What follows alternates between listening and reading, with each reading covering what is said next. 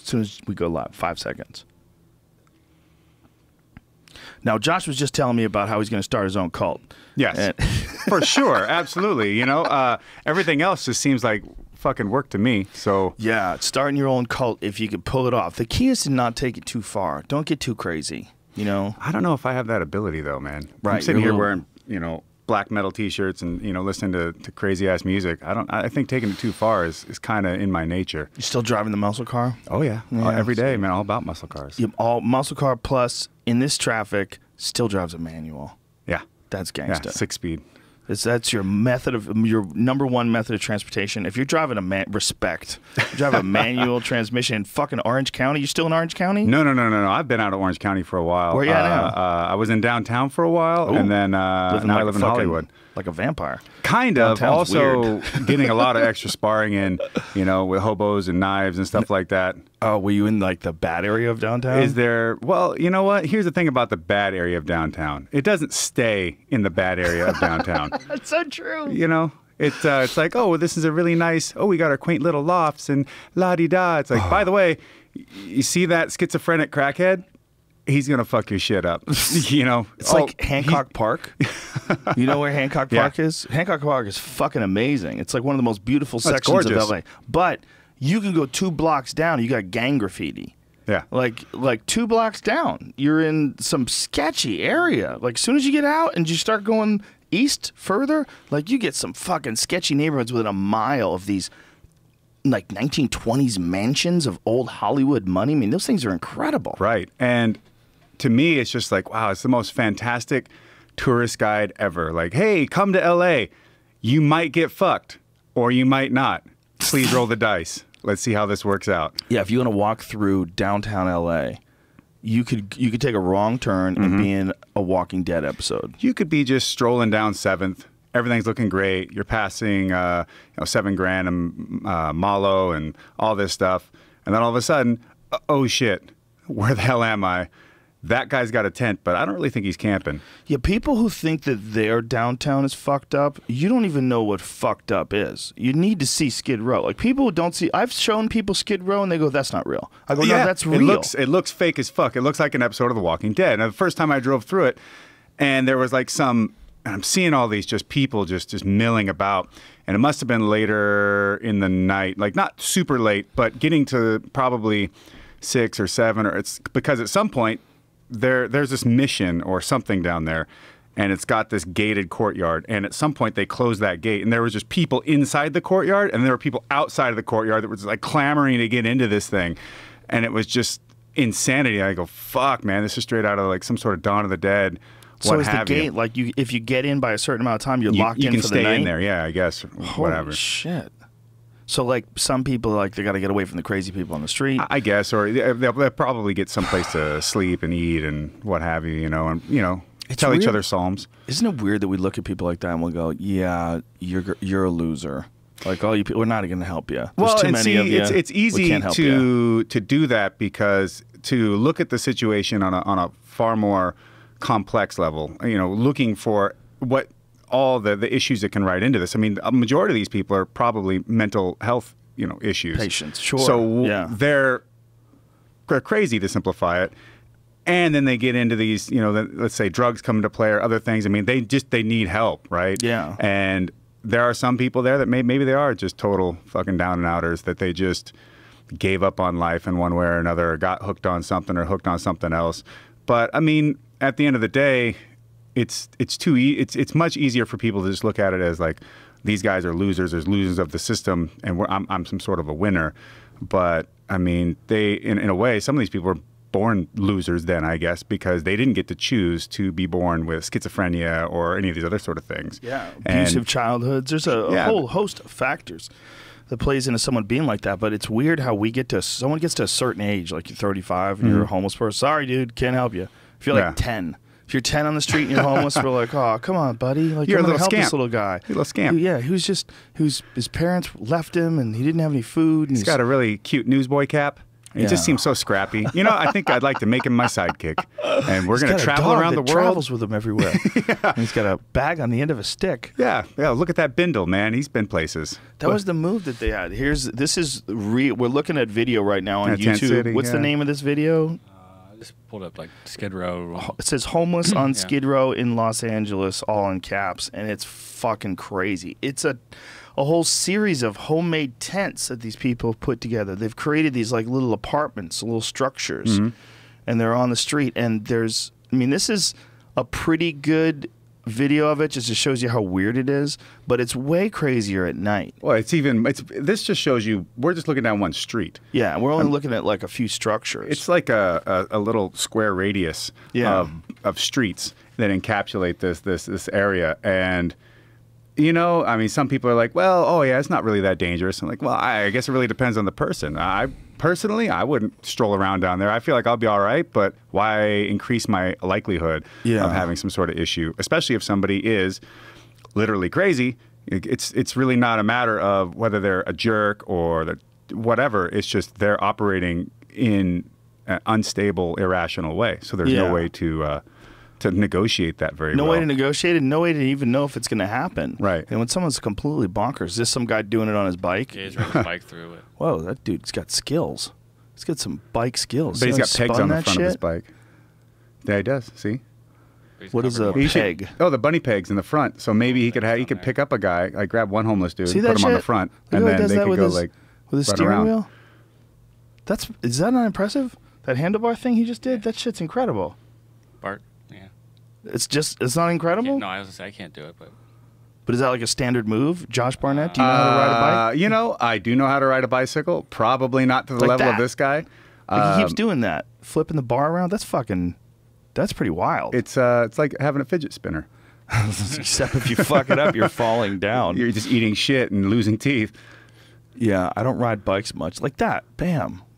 That shit's incredible. He's using it to camera edit, too. It's actually sure is. Wow. Whee! Oh, that's pretty slick.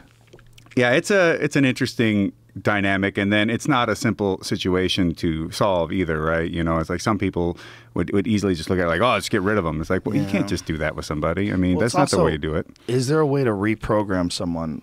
I think I forget who the quote was by. Some famous dude, Frederick Douglass, but he said it's much easier to raise good children than to repair broken men. I can believe that. Yeah. You know, it's always harder to take a fighter with a bunch of bad habits and try to cure them of that or reestablish new good habits than it is to just start off teaching them something correct from the fucking get-go. Yeah, you always see that for whatever reason with kicking technique. Kicking technique, like a lot of guys that come from like bad backgrounds, they have a really hard time, like maybe karate to Muay Thai, real hard time transitioning over.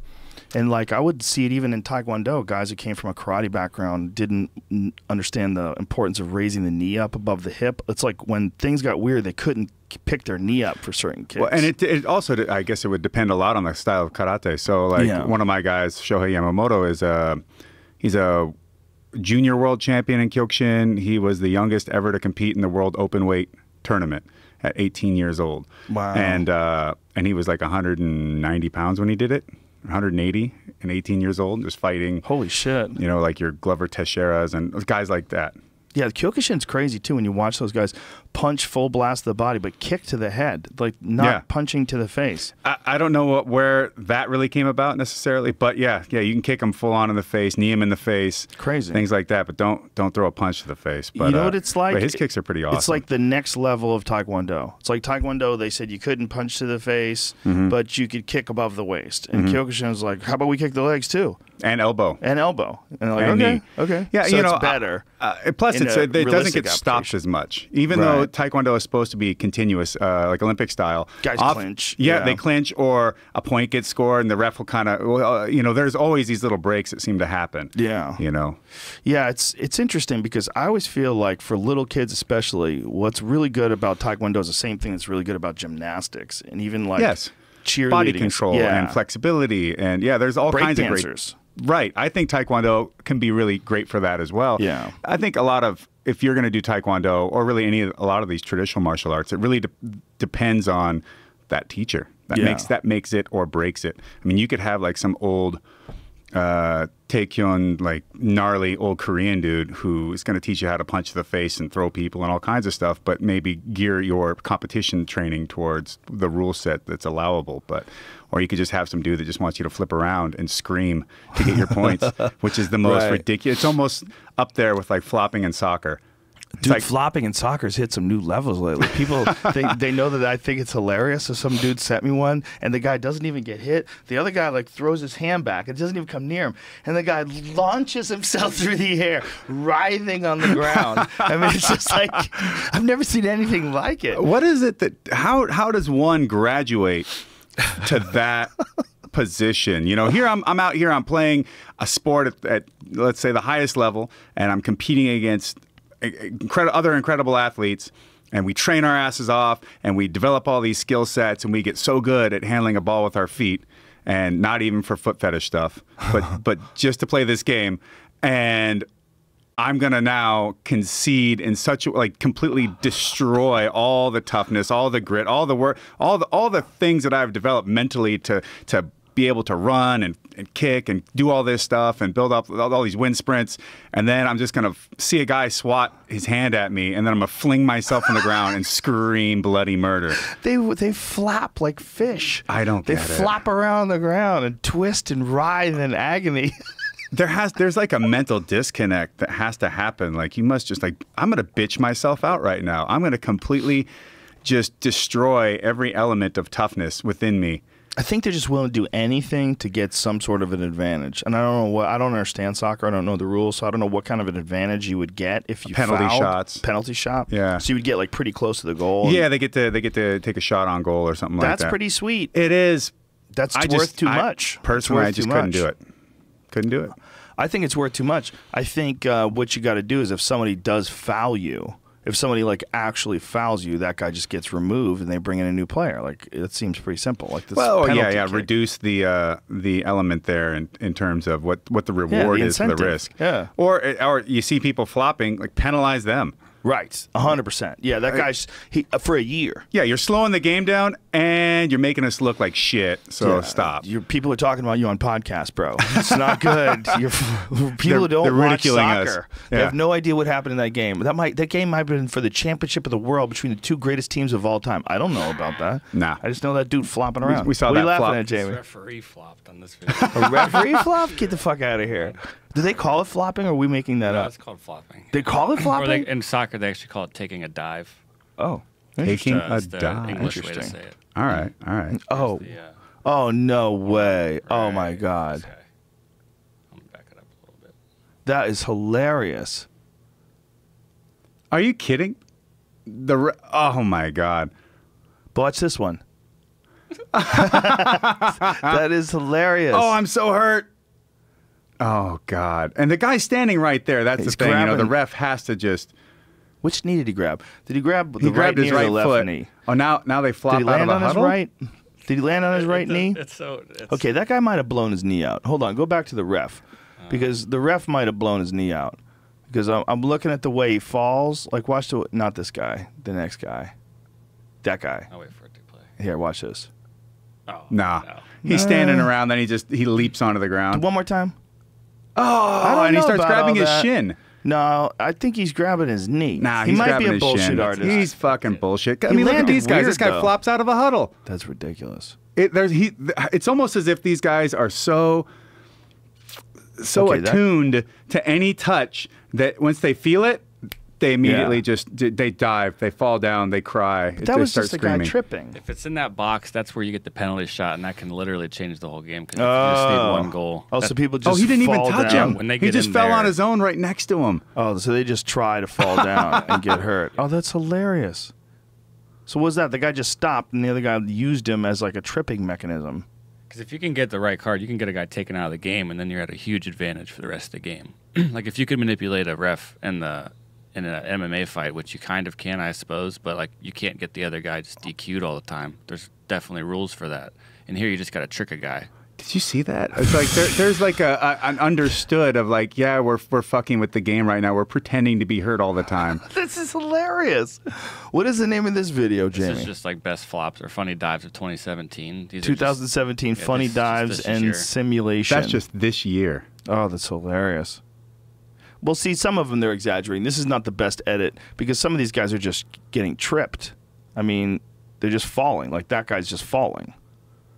Like, this is a stupid edit. But these are also the best athletes of all time. Like, they shouldn't be just falling. Oh, okay. I see what you're saying there. Yeah, but people fall, you know? Yeah, they do. I mean, the other ones, there's so many of these that are so, like that. That shit is so ridiculous. Look, oh, my God, I can't take it. I mean, that shit is so funny.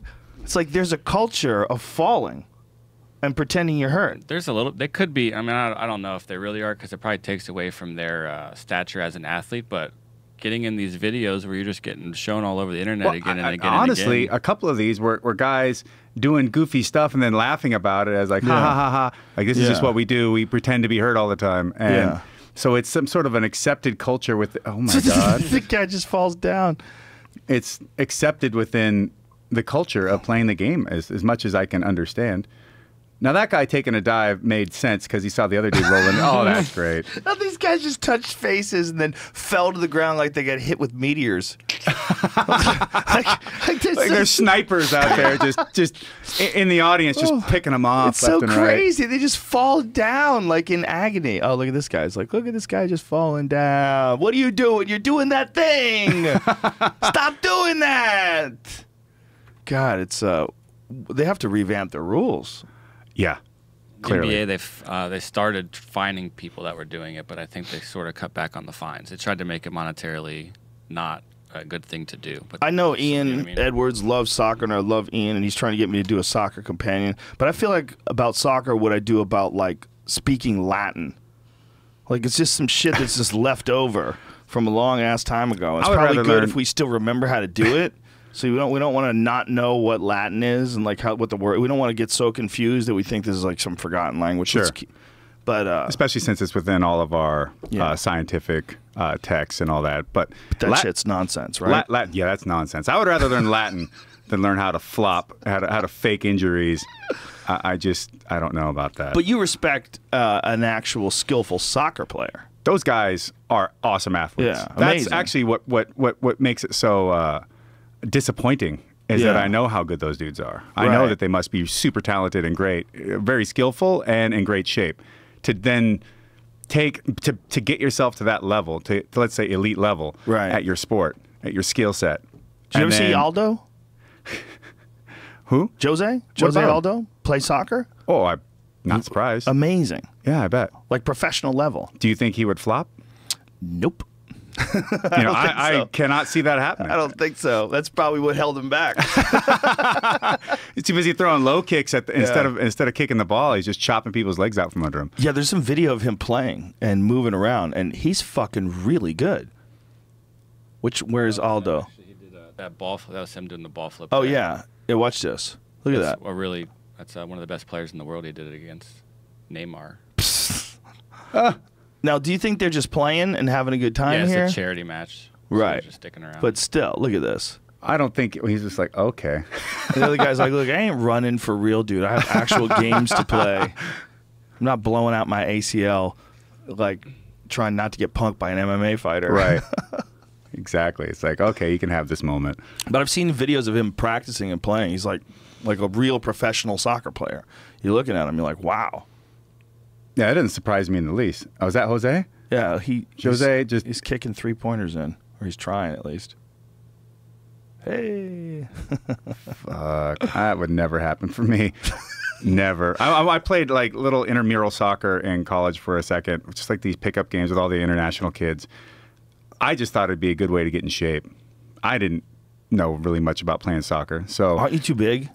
I don't know if there's really a too big for moving around that much. Well, there's also the not good enough. There's that part too. When these dudes from like Scotland and Argentina and all over who would play like all their like AAA leagues and stuff. I mean, I'm out there playing defense and I could hustle and I had quick feet and I wasn't movable, so that was kind of good. But at one point, my team kept trying to get an opportunity for me to score on goal, and I'm like, no.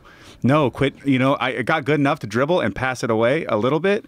Don't fucking ask me to kick this thing. It's never going to go where I want it to. And, you know, it's just careening off everywhere. And plus, this dude from Argentina was just all over me every single time. I'm like, everyone else is like, oh, it'd be funny if he could, be great if he could get a shot. And this guy's like, fuck that. I'm on him like stink on shit. Like, am I wrong in thinking that there's like a build that would excel at football, which is like I your think build? so. I could think so. And then I would think that soccer would require, because you run so much. I would think tall and lanky would be good for soccer, or even maybe just long legs, short torso. Yeah, but that Messi guy is like really small, right? That He's could be just good like too. super fast, just footwork being very and- quick. Yeah, just being very quick and very agile and being able. But I was just thinking tall because then you could more headers, more body up top. Let me ask you this, as a proponent of violence, why? How come rugby never took off here? That seems to me to be the real sport. You know, I don't really know why. I think because American football is American football. Maybe that's why. It seems kind of stupid in a way, because you have a helmet on and pads and you're running into each other. And we already know that that's not a good idea. It isn't. It actually makes it way worse, right? You can hit harder.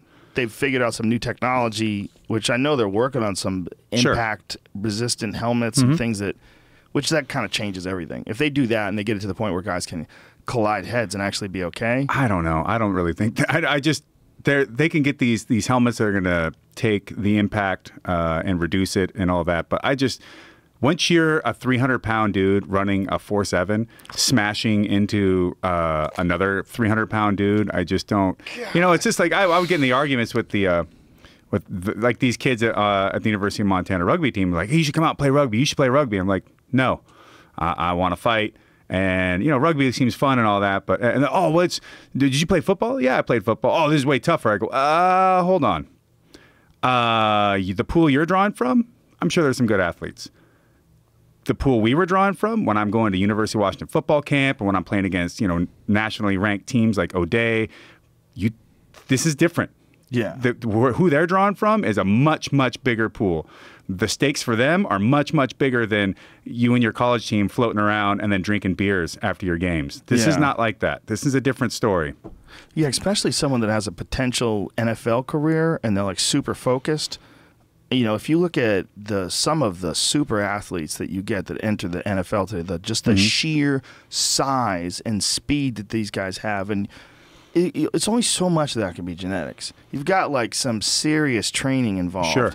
And dedication. Yes. Like, they know how much money's involved. Exactly. And there are people that are grooming these athletes from a super young age to meet these requirements. And so I was like, look, rugby is super awesome. It's tough. It's a great sport. I like rugby league way better than rugby union, because union's got all the scrumming and all that. It slows What's down. the difference? League is 7 tackles, I believe. That's all you get? Yeah, that's all you get. But it's constant. You're constantly moving up the field. What if you go more than 7? Like, what if you don't? Well, once you hit 7, you have to drop the ball, and then it changes over. Oh. But it moves super fast, and it's very aggressive, and it's just, you know, it's like watching people play Wishbone the whole time. They're just constantly taking each other down. Yeah. And so, you know, they're hitting, boom, this tackle happens, and they're going to try and shuttle the ball back to their other teammate, then shove the ball down the line again and keep it moving until they can finally break through. Yeah, Whereas watching the other one, to me, it slows down way too much, so I don't really enjoy it, which, you know, that's kind of the argument with American football, is that it slows down. And to me, I'm like, American football is like watching two armies go at it. Mm-hmm. You have your skirmish, you regroup, you skirmish again, you regroup, you skirmish again, and by the end of all these skirmishes, the war is won or lost by this team. Yeah, now, that's the way I look at it. But well, you know, that was what it was designed to sort of placate people from. Well, that's all games are designed to be a diminishing aspect of war. But American football in particular was actually literally like systematically designed. Like, we know the time that it happened. There's a whole Radio Lab podcast on it. Okay. It's pretty fascinating, man. And about how they ran into problems when they let American Indians play with white kids. Oh, yeah? The natives are just fucking all the white kids up. They had some brutal-ass games, the natives did. They had some gnarly shit. Did they eat their hearts? Was that kind of part of the problem? I don't know what the problem was, but it was an issue. I dig it. It was an issue. I would have loved, I had Steve Rinella on recently, and he was talking about the guys who killed Custer in Little Bighorn, and one of these guys was just this massive guy. What is his name? Maul? Is that they called him? Gall. And he went on to I think I read that do book. Those Wild Bill. It was a Conan book, right? It was Robbie Howard. Kull the Conqueror you're thinking of, right? But this guy was apparently just massive. And I mean, I would have loved to have seen that with my own eyes, like what it looks like to be like a direct lineage of warrior culture. Like if that guy was living in the 1800s, like he is directly from the original Native Americans that came here from Siberia, whatever, thousands and thousands of years ago. That would be something. Fuck yeah. Chief Seattle, which my fucking phone don't work, fuck it. He had some quote about being at a football game at the University of Washington. And I can't for the life of me remember exactly how it goes, but it was just like, oh, saw a lot of white men fight each other today. I don't know why the hell you guys are into this, but whatever. Yeah, they didn't really have like that kind of a game. There's something uniquely brutal about American football. But But when I look at rugby, I'm like, okay, that to me seems more realistic. It is more realistic, I think, in some ways. It's more brutal in some and less in others. Sort of like MMA versus maybe kickboxing. Yeah, well, and the thing is, one of my arguments with the rugby kids is like, dude, you don't get hit as hard as you do in American football as you're doing here in rugby. You just you're not. Right. Plus, the athletes are smaller, and go do a kickoff, guys. Like, talk about fucking insane. But what do you think would happen if, what if by some crazy reason, people decided, hey, look, we're gonna no longer do American football. We're gonna do rugby. Rugby's our shit rugby league. I just hope it's rugby league. I don't totally understand the difference between the two of them. I would have to watch a few games, I guess, but. Those guys who dominate in football, wouldn't you think they would be the guys who dominate in rugby? Yeah, I do. So everybody would just get bigger and faster and stronger. Yep. It would be just like American level football players. Pretty much. Because if we're talking that everybody would switch over to rugby, that means all these rugby teams in the league and all that would then be the ones with all the big merchandise deals and the TV deals and all that. All the money would funnel into it, and therefore the potential prosperity of it would drive the interest for people to try and ply their wares at being not only a part of that hero myth that would come with being a champion football team player, or rugby team player, but also with the hero myth of just being a part of that within, your normal society. You're of this, your elite, exceptional status, this thing that stands alone, that it seems a bit foreign to your normal person, but also the money and the success that comes from that kind of notoriety and the doors that it opens in terms of, to use a overused word, the privilege of being at that level, within that inner circle of exceptional or seen as exceptional people anyways. Do you think that what's the short drive it? What's the you've had a long career in MMA, 20 years. A long successful career, but it's very rare. Yeah. And it's very rare for someone to be operating the same level that you're operating 7 at years now. Is like the cutoff. Like once you get to about 7, everything starts to just rapidly decline. Like you just fall to shit. Do you think it's an injury thing? Is it a training thing? Is it just a life thing? They didn't, or at least they weren't able to single out any particular factor in general. But, there was a lot of theories as to why that might be, but they were able to track professional fighters' careers over length of time. I think they had some metric. Sorry, who did the study again? I don't remember, but it's on the internet. Oh. I do believe that they were able to account for number of fights too, and weigh that against that metric and see how that may influence things. But 7 years was this magic number, like 6, 7 years. And once you start going over 7 years, your percentage of success started just crumbling. Like it was dramatic about how a guy would be like 13-3 and he'd get to 7 years, and all of a sudden it's like 13-6, 13-7, 13. He just starts losing just about everything. Yeah. BJ Penn's a good example of that, right? Like there's a certain drop off where the person just looks totally different. Well, and we could honestly, look, we would have to isolate a lot of different factors to figure out any one particular thing. But there's so many elements that go into being a professional fighter and being successful at that. And so for, let's say, we'll take BJ, you know, maybe it is physicality. Maybe he's lost a little bit of a step. His reactions are a little slower through any number of reasons why. Maybe his strength has diminished maybe slightly, or his flexibility. Maybe certain physical elements, regardless of injury or not, have diminished enough that at where they used to be, it was an edge. Where it is now, it is evened out, or is below what is necessary for him and how he fights to be successful. Maybe could be beyond physical deterioration. Maybe it's just mental motivation. Yeah, exactly. So maybe he's just not as motivated to push in the same ways that he was, or maybe he's not able to, I don't know, recognize things that he was 5 years ago, 6 years ago, and seeing those opportunities and being able to react on them quicker. There's a number of things, and especially when it comes to mental, now you're getting into such a subjective area that go pull that apart. I mean, yeah, that's a really good point. The mental aspect is a really good point, because who knows? You know, only the person that's competing knows. I mean, you really never have any idea what's going on inside a person's head. I mean, for me, I decided to take a break after my Arlovsky fight, and that was somewhat physically based, but most of it was mental. I just didn't.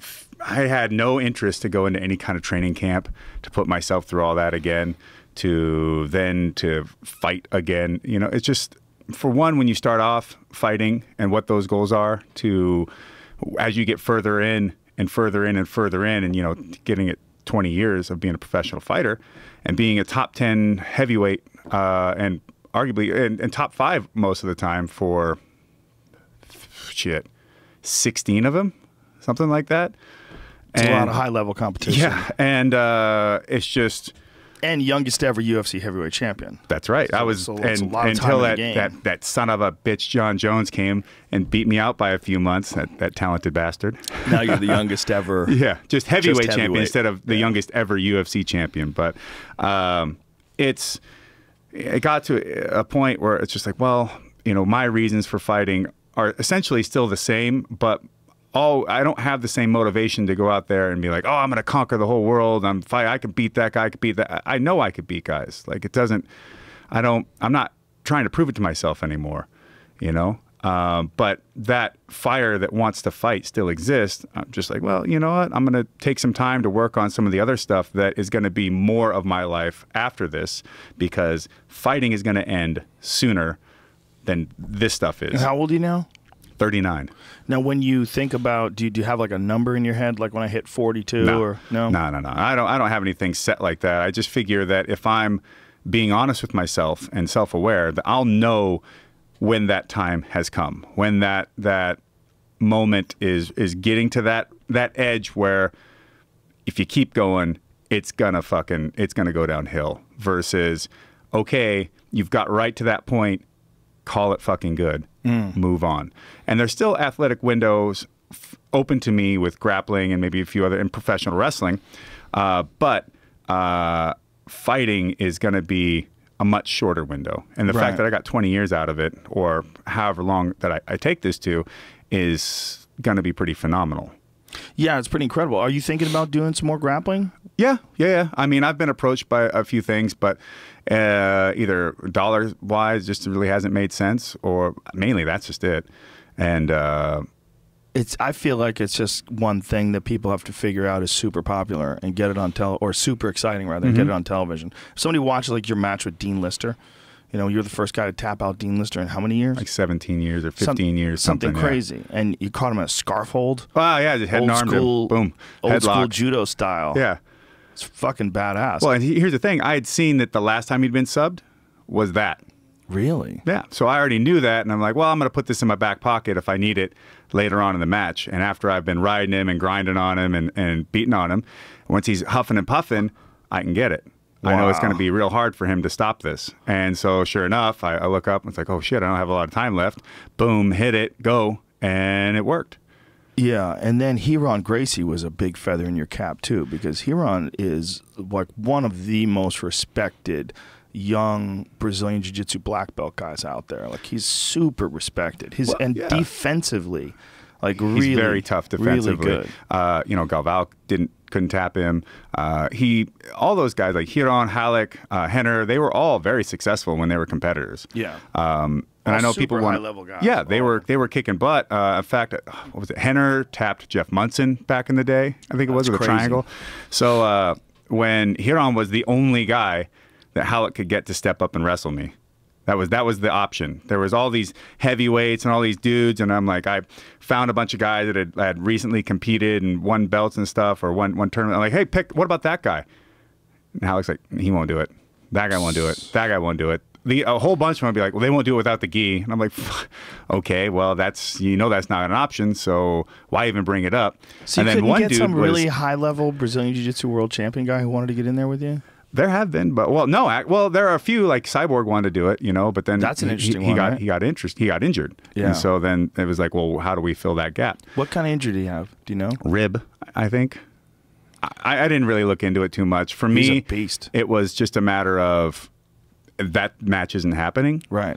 Move on, you know, try to salvage this thing. And I would like to see that match, though, in the future. I think that would be really interesting. It could happen. Yeah. It could happen. I trained for it. I felt real confident going into it. I really wanted it, too, because everybody was like, as soon as I beat Dean, well, the first thing was, oh, what an idiot. He's wearing shoes. Oh, that's the dumbest thing. He's going to get his leg tore off. How he's so dumb. And then I went, it's like, what a cheater. He wore shoes. They gave him such an advantage. He had so much grip. Oh, that's bullshit. It's like, which is it? Oh, he was 270 and Dean was 185 pounds. Like, what are you talking about? I was like 250 and Dean was like 230. The guy was Dean's a big massive. fella. Well, and people forget he's a pretty thick dude. And I remember giving him a hug at the quote unquote weigh-ins. I mean, we didn't weigh in, and I'm like, ooh. This dude is silverback status right now. He's huge. Yeah, he's a fucking massive guy. He's strong and very talented too. And so I'm like extremely technical. Right, very. And you know, to me, I'm seeing all the blue belts going nuts out there, and I'm like, well, he was a heavyweight too, so Yeah. I didn't just go out there and outsize him. You know, I used my game on him, and yeah, I rode him heavy. You know, which is a skill to develop, but. You know, you don't see Dean making excuses. I mean, we just went out there and gave it our best, and I was able to beat him that day. Well, Dean was one of the best leg lockers in the country. Yeah. I mean, really, he's like super knowledgeable when it comes to any aspect of jiu-jitsu, but in particular leg locks. And he spent a bunch of time on the East Coast at Henzo's place. And Eddie Bravo said that's sort of where Henzo's place became like this leg lock mecca. You think about like Gary Tonin and Eddie Cummins and John Donaher. Like, yeah, his like what teachings that he lent in over there sort of spread. And now they've since, Donaher, who's a real wizard, since spread it into his own sort of ideas and philosophies on attacks. Well, that's the thing. You just never know what can come of any, even the smallest to largest influence. Yeah. Allowing that seed can take place anywhere, but someone may tend that garden and all of a sudden, boom, you know, a big expansion from that idea can come from it. And that's, you know, one of the great things about. Well, that's one of the things that people like about you is that you most of the time you're going old school. Yeah. I mean, you're doing catch wrestling stuff. I mean, you're doing like the shit that Carl Gotch and all those dudes from those old school wrestling, catch wrestling books, like a lot of those submissions, you're proving those things to be 100% legit. Yes. And, you know, and I understand completely some of the incredulousness about looking at that and being like, that doesn't fucking work, because you think, well, if it did, it would be everywhere. Right. But for one, it's just there's just not enough people teaching it, so that's really diminishes the ability to expand it. Although, like myself and all the people from the Japanese shoot wrestling side that has come from like Sakuraba and Maeda and Fujiwara. I mean, there's guys amazing. out there. Yeah. Explain that connection, because it's really kind of fascinating that who went over there? Was it? It's Carl Gotch. Carl Gotch was brought over there by Antonio Inoki to create the New Japan Pro Wrestling Dojo and teach all of his all of the wrestlers how to be catch wrestlers, and to give them a foundation in basically shooting, which is real fighting, so then they could go out there and work these matches, but keep the intensity, the realism, it's like the difference between, you know, I know you're not the biggest fan of professional wrestling. How dare you? How dare you? I dare. I dare. If I had a gauntlet, I would throw it.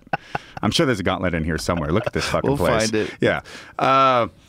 But you know, I also understand some of the gripe with looking at like where the way wrestling has been for quite a while now. It's like, oh, so it got outed, right? So everybody knows it's worked. So people operate on this premise that it's fake, so whatever, like, why bother make it real anymore? Let's just fake it up all the way. And then people would open up skills, and it would be like if all magicians were just like, hey, look, all of our tricks, they're not real magic. Here's how you do them all. And then I'm going to open up schools and just teach everyone, you know, just pay me $500 for 3 months, and now you too can be a magician. And it's just like, well, oh man, that would ruin going to magic shows. It would just make it so shitty. But you know, that's how a lot of these guys get into wrestling now that would never be wrestlers. Like, to be a wrestler back even in, say, the 70s, early 80s, you had to be a fucking tough guy. Like Dusty Rhodes, you look at him, you're like, that guy's not tough. You're like, no, actually, he was recruited by the fucking Miami Dolphins. And he was like, I think I can make more money being a wrestler than I can being a football player back then. You know, or Ric Flair was like a All-American or big-time college football player. And he went and trained under Vern Gagne and Billy Robinson at this barn out in Minnesota somewhere, and they would have to run miles and lift weights and do squats and wrestle each other for real. And it's just like all these dudes that you think it's like, oh yeah, woo, and all like that.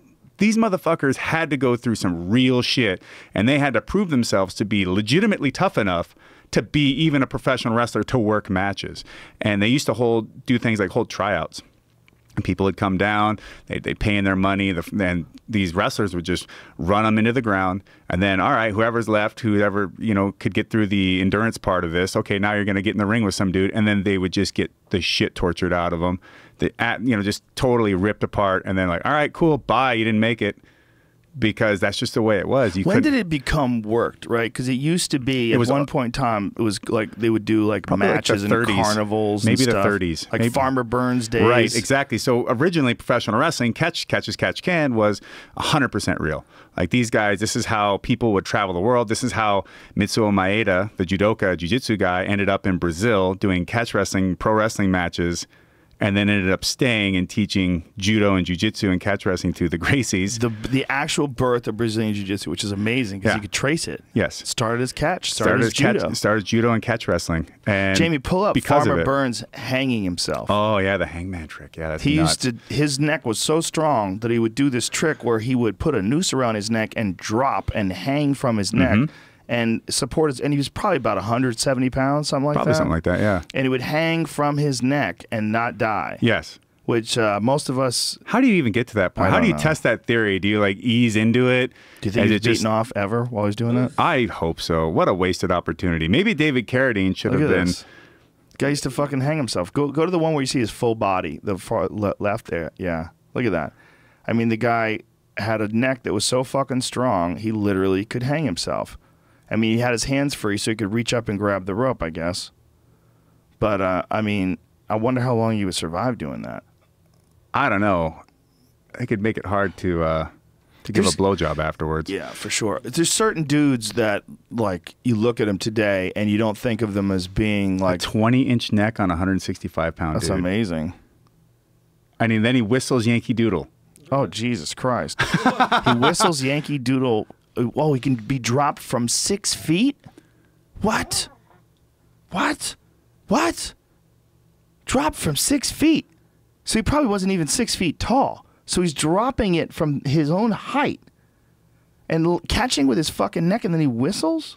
Yeah, and then also there's gay for pay pro bodybuilders as well. Your favorite bodybuilder is maybe a male prostitute. Hey, gay for pay. Hey, what are those little things that they put on CNN and stuff like that? Like miracle weight loss cure, and then you go paid ad. Like, what you have these paid ads God, here? That's ridiculous. You wouldn't believe what she looks like today. And you're like, what the fuck is this? Yeah, you're running that through CNN, through like an accredited news website.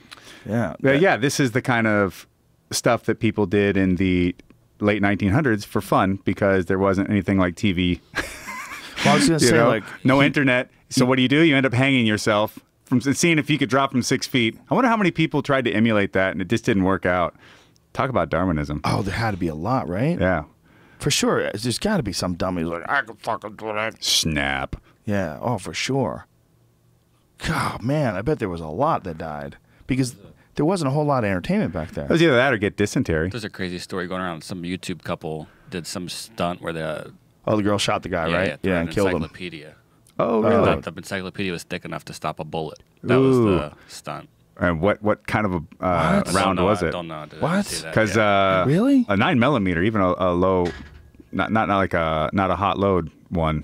Hot load. Not even a real like a personal defense round or whatever. It will pierce phone books, no problem. Yeah, I don't know what the fuck they were thinking. Can you imagine just having trust in encyclopedias to Well, stop a bullet? did they even test that out? They put an encyclopedia on the ground and shoot it I first? bet this crazy bitch she probably put some Kevlar in a book and said, "Look, honey, even the littlest book will stop a bullet." And then she gave him the book with no Kevlar and blam. Well, I don't really believe that, folks. This is just a joke. Don't sue me. Women and men, man, they figure out ways to be tricky all the time. Or stupid as fuck. They figure Or that dumb way. as fuck. There's a lot of dumb as fuck out there. It's just a matter of whether or not you can survive it. Dude, I've been trolling the past day on Instagram, putting up these About the ridiculous bear posts stuff? about bears. Yeah. So many people think I'm serious. Dude, I wrote about forest rangers infiltrating bear groups. I read that, and people to try to find people their bid intent. on that. Dude, people are so fucking stupid. It's like what we were talking about before the podcast started about people that form cults and Right, of course. Scientology Yeah, and well- L. Ron Hubbard and all that shit. Well, it's the diminishing element of critical thinking. It's not just about the reduction of critical thinking in today's society.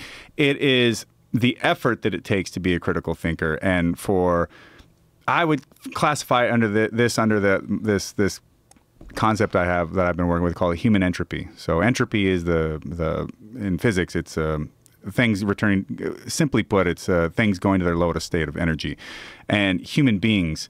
Human entropy will go to their lowest state of energy given an opportunity, and to the point where you see Wall-E, if you've seen that movie, and all the big, fat out, just gnarly people just floating around on hover beds, being fed and taken care of, and having zero strife in their life.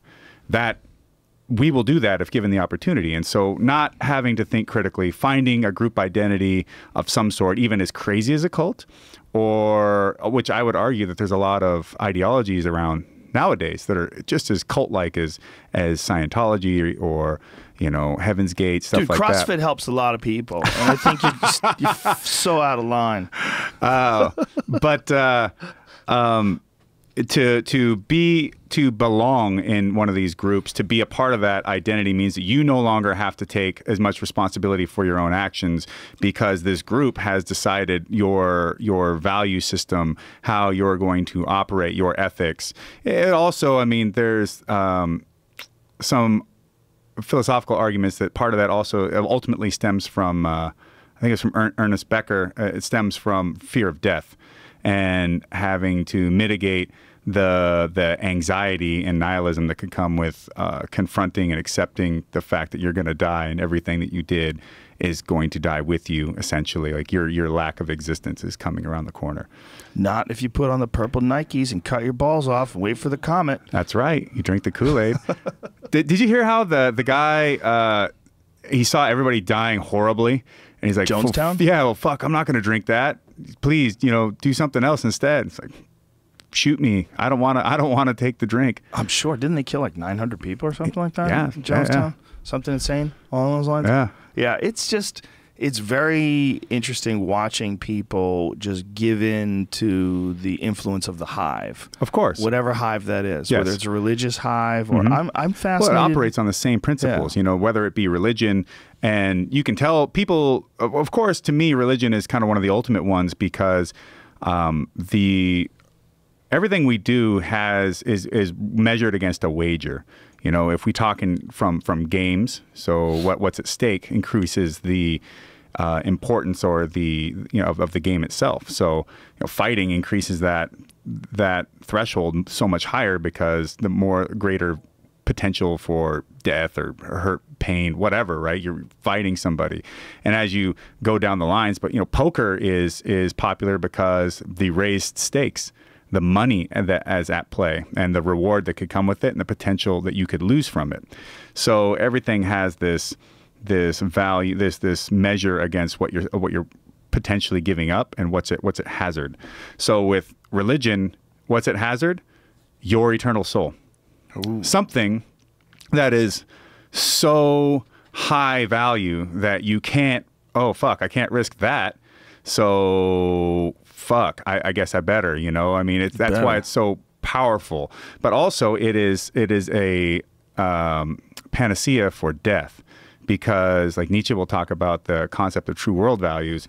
This is not the true world. This other thing is the true world. So all this suffering and strife and difficulty and any like bullshit that happens to me, all of this, in the end, it really isn't going to matter, because eventually I'm going to go to this true world, and this is the real world, and this is my payoff for all the shit I had to go through down here. And so for a lot of people, the concept of having meaning for their difficulty, for their struggle, is absolutely important. Because otherwise, why am I doing this? You know, to take your own existence, your own being in the world, and take it onto yourself and have all your own accountability and look at it as, I'm here living the best life I can because I need to live the best life I can because it's the only life I will ever live. Yeah. That is a lot of weight. And, you know, the anxiety of people dealing with that, trying to really take that on, face on with death and their lack of permanence in this world. That's the argument is that's where nihilism can come from. And then with nihilism, it's like, well, nothing matters. So if nothing matters, then you're not able to operate anymore. You know, you're just like, right. What's the point? Yeah. The moment matters, though. Of course it does. All of it. Everything matters. Yeah. Well, see, it's up to you to assign your values as to what you're doing anyways and why you're doing it. But again, that involves taking responsibility for those values and carrying that burden of what that may be on your own shoulders, and I think that's one of the reasons why learning some kind of a discipline at an early age is probably like really important for people.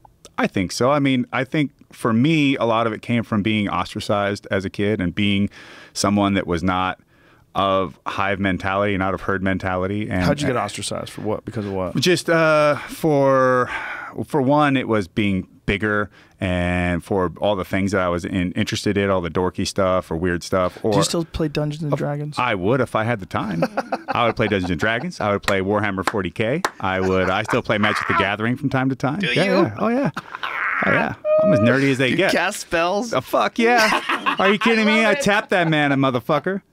Woo! I love it. Yeah, but you know, for being into that kind of stuff, but also just for being different. And some of it was like Big Brother syndrome stuff. So it's like, oh well, you fuck with Big Brother because it's fun, and eventually he gets mad and he finds you and he beats you up and you cry, right. but you do it again the next day anyways. So for me, it's like, oh, here's this big kid and he's going to get upset if you start fucking with him.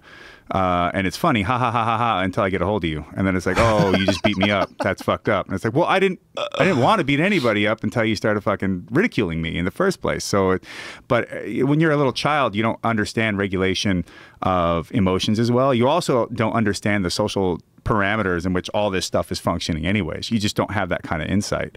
And so, you know, it'd be like nowadays someone could walk in here and be like, fuck you, you suck. And I would look at him and I would laugh about it. Does that ever happen to you? Because we were talking about this yesterday. I was saying that I saw it happen to Chuck Liddell. I saw people try to pick fights with Chuck Liddell, and it's hilarious. It's like, why are you fucking suicidal? No. Does that ever happen with you? No. Never? I have never had anyone really try to pick a fight with me. I had a guy at a concert once, like get all butthurt about me not letting him pass in between me and this girl that was standing with me, because people kept trying to cut through to get. It was at Anthrax, and he wanted to get. And I'm just like, fuck this. Why do people keep trying to walk between us? Like, Jesus, just go around. Right. So eventually I'm like, nah, I'm not letting anybody by. So I got my elbows out, and people would bump into it and then go around. Well, this guy, he just kept going, kept tapping. It's just like, man, fuck you, dude. I'm standing here with a girl. Go away. He was trying to get between you and your girl. And so do you eventually think he was trying to get like a dick rub? Like maybe. I mean, if he'd asked nicely, maybe he would have got one. Wow, I don't know. That's a bold ask. But you know what, though? Fortune favors the bold. Does. And I'm a kind human being. Well, maybe he didn't want me to rub his dick, but that's what he would have got. He would have got that too. Like, so you give and you take, sir.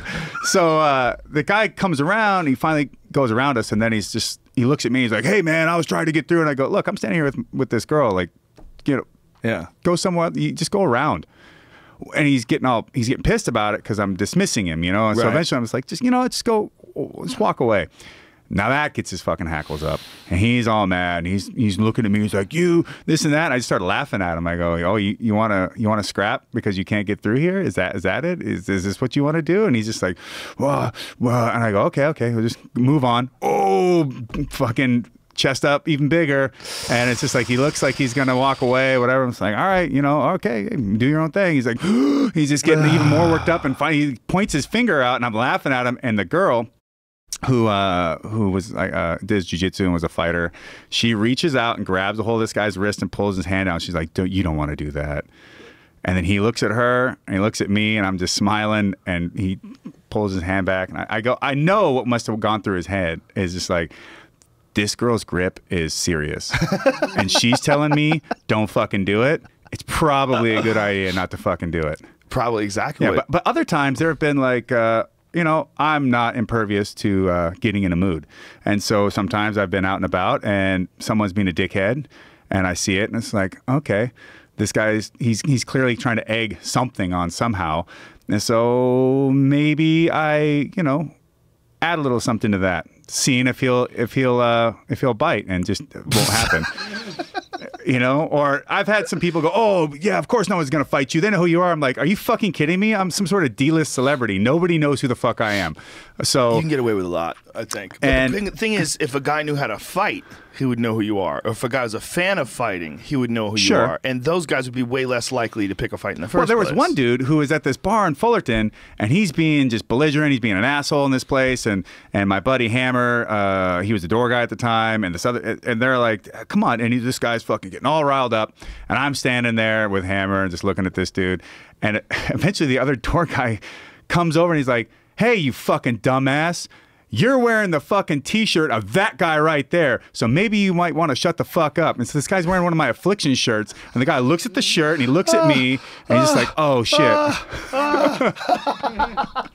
That's so stupid. You imagine getting your ass kicked because you picked a fight with a guy whose shirt you have on. Like, you're wearing a Josh Barnett shirt, and you don't know who Josh Barnett is. Well, and a lot of this shit comes from people putting themselves into situations where they have upped the ante to where for them not to follow through is going to bring about like a huge internal conflict with them. They're going to know that they raised the stakes and then they had to back down, which I think is really hard for just about anybody to deal with. To get yourself to a point where you're like, yeah, I'm in the right, and then to dial that back. I mean, people don't even want to really apologize for anything, let alone have to admit that they took something too far. It got to a point where they weren't willing to go any further, and they realized they fucked up, and then to fucking tuck tail and leave and back down. And there's a lot of insecurity involved in that. There was a lot of insecurity probably to get to that point in the first place, which is why people that really know how to fight don't have to go out there and try to prove to somebody else that they are capable, or that hey everybody, look at how badass I am. So, when for me, I don't start fights, I mean, barring that, maybe that occasional moment where someone I thought was being an asshole, or I thought they were being a shitty person. The reason they were being a shitty person is because they thought that no one would call them on it, and for me to call them on it is more about, there doesn't need to be any conflict here tonight, but you want to create it because you're an insecure little prick. So I'll be your Huckleberry. All right. Now that you see that somebody was willing, now how much is it worth to you? And of course, it's never worth it to them. And even people that have been all fucking fired up, and of course they're operating off of anger and emotion, and of upping something to a point where they don't feel that they can back down. Because if you give someone an out, especially in these kind of things, 90% of the time they take it. But there's always that last word thing that everybody wants. Yeah, that is almost They as want to feel valuable like, as winning the fight to a lot of dickheads. But when sometimes you turn to somebody and you go, you don't know anybody that knows anybody that knows anybody that knows anybody that can kick my ass. So I don't know what you're going to do right now or who you're going to call, but it ain't going to fucking work. Or it's just, turn to somebody and be like, how many friends you got with you? That ain't enough. Go get more. Because I don't know which one of you guys want to get involved, but the first one that I can get my hands onto, I'm going to fucking cripple you. I'm going to fuck you up. I'm going to fuck you up. I don't know if you guys can take me, but I want to know how many of you I'm going to take with me first. Or my favorite is people nowadays don't really, so everything is a reduction to violence. Essentially, everything. Like, everything is a reduction to violence. At the base level, like the final element is violence. So, what I'm saying is that we create laws, we create social norms, we create all the customs and things to avoid things getting to violence. But even your simplest law is essentially rooted in the element of violence. So, okay.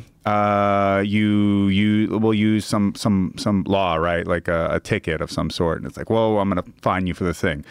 I'm not going to pay it. Okay, well then we're going to fine you some more. I'm not going to pay that. Or we're going to do this. I'm not going to do that. Well, okay then, if you're not going to pay the thing, you're not going to do this, and oh, well then what we're going to do is we're going to arrest you. No, you're not.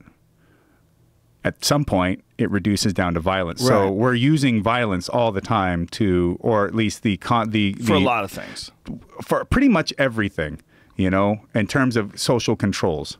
Eventually, if someone doesn't want to adhere to those controls in some way, violence is the final solution. It's what it boils down to. It is the basis for all of our police and military, and even honestly, it still exists within all of us on a social level. It's just that we have managed to take that concept and put it onto something else, the law, right? Police, something like that. But the reality is that if some guy just at some point says, I don't really give a fuck, and you were an asshole, and I'm just going to wreck you. Okay. You can sue him. You can do this. You can call the cops on him. You can whatever. But violence is going to happen whether you want it to or not. And whether this person was in the right. Because that's another thing is like violence in and of itself, even if you're the winner, like I don't remember which philosopher it was said, winning the duel doesn't mean that you were correct. It just means that you won, That's a good point. So duels. Yeah. But all these things are customs, norms. A lot of this stuff is to avoid anything breaking down to violence because, you bump into someone, you spill their drink, and they turn to you and go, hey, man, well, that was fucked up. And you turn to them and you go, you know what? It was. I'm sorry. Or you could turn and be like, you know what? Fuck you. Fuck me. You spilled my drink. I'm taking offense to this. I now don't have my drink. Who's going to make this right? I don't really give a shit. Everything starts to escalate, and as soon as one person takes a stand, and if that other person rises to that next level too, and they rise it again, eventually you get to a certain point. It's like, okay, where are we going with this? Right. Where is the solution? Where does any of this lie? You've stripped down all other options until you got to a point where all you allowed yourselves was violence, or to completely pull yourself entirely out of that situation, which a lot of people aren't necessarily. If it really, really, really got to that point, they're not willing to do because now there's too much at stake. A lot of people just don't have the emotional maturity to realize that they've made a mistake or to just not engage and not want to be a part of it. Yeah. But then there's that psychological thing of wanting to win whatever weird battle of words. Right. Well, and there's other complex things, like if it was males, there's social hierarchy stuff. Mm-hmm. If it was females, there's social hierarchy stuff between that. If it's male and female, it could be, there's always this societal, if you're really super concerned about what other people think, or how you're going to be perceived by others in a group setting, that could also play into a factor, which happens, out and about on the town or whatever. Your buddies always see you in this situation, or other people, everyone, okay, you got their attention. Now what are you going to do? And so if they see you completely retreat, everyone's like, all right. Well, that guy really wasn't what he said he was. Like his. Right. Yeah. You're not down, man. Did you ever see that thing where Sean Connery is talking to Barbara Walters and she asks him about hitting chicks? Yeah, I've seen it. And he's like, sometimes you give them the last word, but that's not enough. They have to say more, and you just gotta give them a little smack. A little smack. Yeah, that's... He just said it. That's and Barbara was just like, she didn't know what the fuck to do. She thought she had him. Yeah. She thought it was over, and he dug his heels in. He's impervious, I guess, you know. But he probably had no cum in his body because he probably fucked 15 different women that day. Right. And he was just like, oh, what kind of nonsense conversation are we having here? Yeah. Do I need to smack you, Barbara? I'm fucking Sean Connery. Yeah, look at the smile on his face. James Bond, look at my mustache. I'm bald. I don't care. I'm a man's man. Listen, let's play it. Can we play it without getting pulled off of YouTube? To slap a woman now and then. As I remember, you said you don't do it with a clenched fist. It's better to do it with an open hand. Yeah, remember that? Yeah. Yeah. Remember that? I didn't love that. I haven't changed my opinion. You haven't? No, not at all. You think it's good to slap a woman? No, I don't think it's good. You don't think it's bad? I don't think it's that bad. I think that it depends entirely on the circumstances and if it merits it. Yeah. Or what would merit it? Well, if you have tried everything else, and women are pretty good at this, they can't leave it alone. They don't want to have the last word, and you give them the last word, but they're not happy with the last word. They want to say it again, and get into a really provocative situation. Then I think it's absolutely right. Wow. Oh boy. Oh, that's so people get Sean Connery being rude and aggressive. Play that up next. What is he getting rude and aggressive about? There are reports that you punched the director. Was it a right hook or a left hook? Do you work for the tabloids or the News of the World? Not at all. I just said there are reports. National Enquirer? Are you wearing a jockstrap or what? I'm not tonight, sir. No. Ah, okay. That's why you're smiling. I have indeed. Okay. But Maybe it's too tight. The director isn't here tonight. Any particular reason behind that? I mean, would you work with that He man probably again? knew you were going to be here. Would you make another film with the director again if you had the chance? Would you do another interview with me? Of course I would. Yeah, but I wouldn't do a film with him. Thank you. All right. Thank you very much. Wow. How are you doing? Hello, I'm Sean Connery. How are you? It would be funny if that was Barbara Walters right next to him. He's ready to take some dick. That honestly didn't seem that rude or aggressive. No. He just didn't like the question, and he fucked with him about it. You Yeah, know? well, clickbaity. But anyways, I personally do not put hands on women. I'm not into that. I also have you feel ever had a like, chick try to hit you though? oh fuck yeah! Ooh, Are you kidding me? No, I've been chin checked while driving once. I was like snack. Oh, well, that was cool. You know, we hitting each other now. Is that what it is? Who wants to get fucked hard? You're not fucking her hard enough, Josh. Apparently not. You gotta Shit. put your boots on. Those wrestling shoes you wore when you tapped out, I you need put to those on. need to lace grip. up, motherfucker. Yeah. Put some tackum on my arms. You know, make sure to get a good grip. You might want to throw the mattress on the ground. Right. You know, so you could really like dig in, like So- a so it side can, control you know, sort of thing. Like Yeah, get the really. side We of can the really mattress. bottom that thing out. Yeah, man. Like you push up against a wall, and your feet just on hardwood floor. That's what I'm thinking. Right. You're just planking and just driving. Actually, forward. office carpeting. Imagine if you had your bedroom like the stuff that's stain resistant. Yeah, it's got that but grip on it. super grippy. And girls are like, "What the fuck is this? Like, why is your carpet so Shut harsh?" the fuck up. This is gonna get real in a second, but you're gonna love me for it. No, I've been hit. Wow. I'm not like, oh, you've been in abusive relationships. Not like that. I mean, it's just it's frustrations and people not being able to manage those. I remember this gal, she trained, she fought. And at one point, and she used to do all kinds of shit where I'd go, you know what, that is the most fucked up shit. You're really abusing the fact, your gender, and that you know that you're a woman, so I'm not going to do anything. But you're going to do shit to me that if you were a man, I would just knock all your teeth out. Like you crossed so many lines, right, and been so disrespectful and done things that are, an invasion of personal space and respect. It's just like, man, that's just too much. Like you went way too far. Physical violence, like punching you while you're driving. Yeah. What if you went out? That'd have been hilarious. Because it's a girl who knows how to fight, right? Well, and you know what? This one wasn't. The one that punched me while I was driving didn't know how to fight. Oh. But yeah, well, it's like they say too. With the drunk guy, he passes out. He's always the one that doesn't get hurt. Right. So I would have been like, and then the car was cheap anyway, so I wouldn't have cared. And she probably would have got tossed through the window. Damn. But I just remember her saying to me this one time, the one that did train, she's like, you know what fucking kills me? I could just hit you as hard as I wanted to. I could do whatever, and it wouldn't fucking matter, because you're you, and you're just so much bigger and strong. And I'm just like, Jesus fuck, how is that my fucking fault? Right. We're having we have an argument about something, and you escalate it, and then you're mad at me because you couldn't beat me up at the end of it. You got so mad that you can't kick my ass, and now that makes you madder. Let me play armchair psychologist, because I'm good at this. What I would think is that a gal like that, first of all, she probably enjoys having a certain amount of physical power over people, and when shit escalates, she wants that violence to be real. She wants it to be a real threat coming from her, which is why she probably started fighting in the first place. Now, when she's arguing with you, all of a sudden, she's in this fucked up situation where what she's worked for her whole life is to become this scary girl. Like a girl who could fuck people up, a girl who's like literally a threat physically. She could probably knock a lot of dudes out, right? But she's confronted with a giant former UFC heavyweight champion, and she's like, God damn it.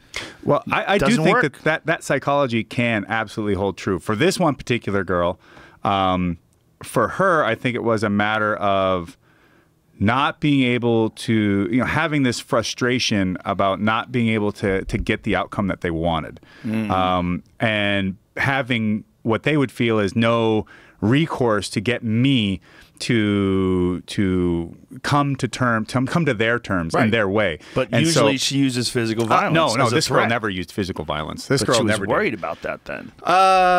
Nah, you know what? It's just insecurity. It's insecurity, and it was just like, how is that even?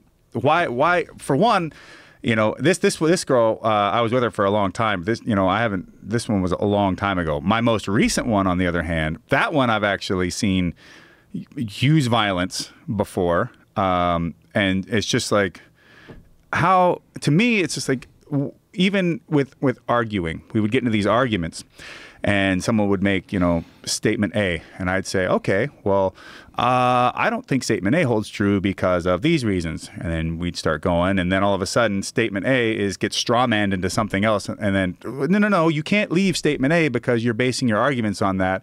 We're not talking about statement B. That's a whole different scenario altogether. This argument is going nowhere now. Now it's getting circular, and you keep taking me away from the original argument to begin with. They start hitting you with 6 years ago. You said this to me. And well, it wouldn't even be stuff like that. It would be something on, I don't know. She turned into a gigantic Marxist SJW. So really, yeah. While you were dating her, yes, she turned SJW, social justice warrior. Ladies and gentlemen, if you're not online a lot, it would just be like, well, okay, hold on. That doesn't make sense. I don't. Your logic here, I don't think falls. In being correct. She turned into this. Like, she didn't start out doing this. I think it existed. She went to Berkeley, so but nonetheless, it wasn't something that I ever saw, especially to begin with. It didn't seem like that was what I was in store for until one day, I look over and I'm like, huh, Das Kapital. Well, yeah, I think reading Marx is interesting, and I think it's worthwhile to understand some of his arguments. And I think he's got some interesting critiques of capitalism, especially back in its day with this industrial society at that time. But he doesn't understand people at all. His solutions are fucking hackneyed. And, he's coming from a very interesting position because he as a person doesn't even stick to his own shit, But anyways, so we're having these arguments, and then it would turn to a pejorative, and I'm like, well, okay, why are you attacking me? I'm not attacking you. I'm not even being angry about your statement. You made statement A, so I don't believe in it. I don't think that that's correct. So we're having a discussion, but now it became a personal attack, and now, once it even gets to that, let alone someone even back in the day talking about, it really upsets me that no matter how angry, no matter whatever, if I hit you or did this, it wouldn't matter because you're you. It's like, well, both of these statements come from the same. Both of those scenarios come from the same place. It's like, well, now you're attacking me, the individual, because if you're going to do that, you aren't thinking about me as the person that, no, I got your back through heaven and hell. I will kick the gates of hell down and kill everyone there if I got to. They're for you.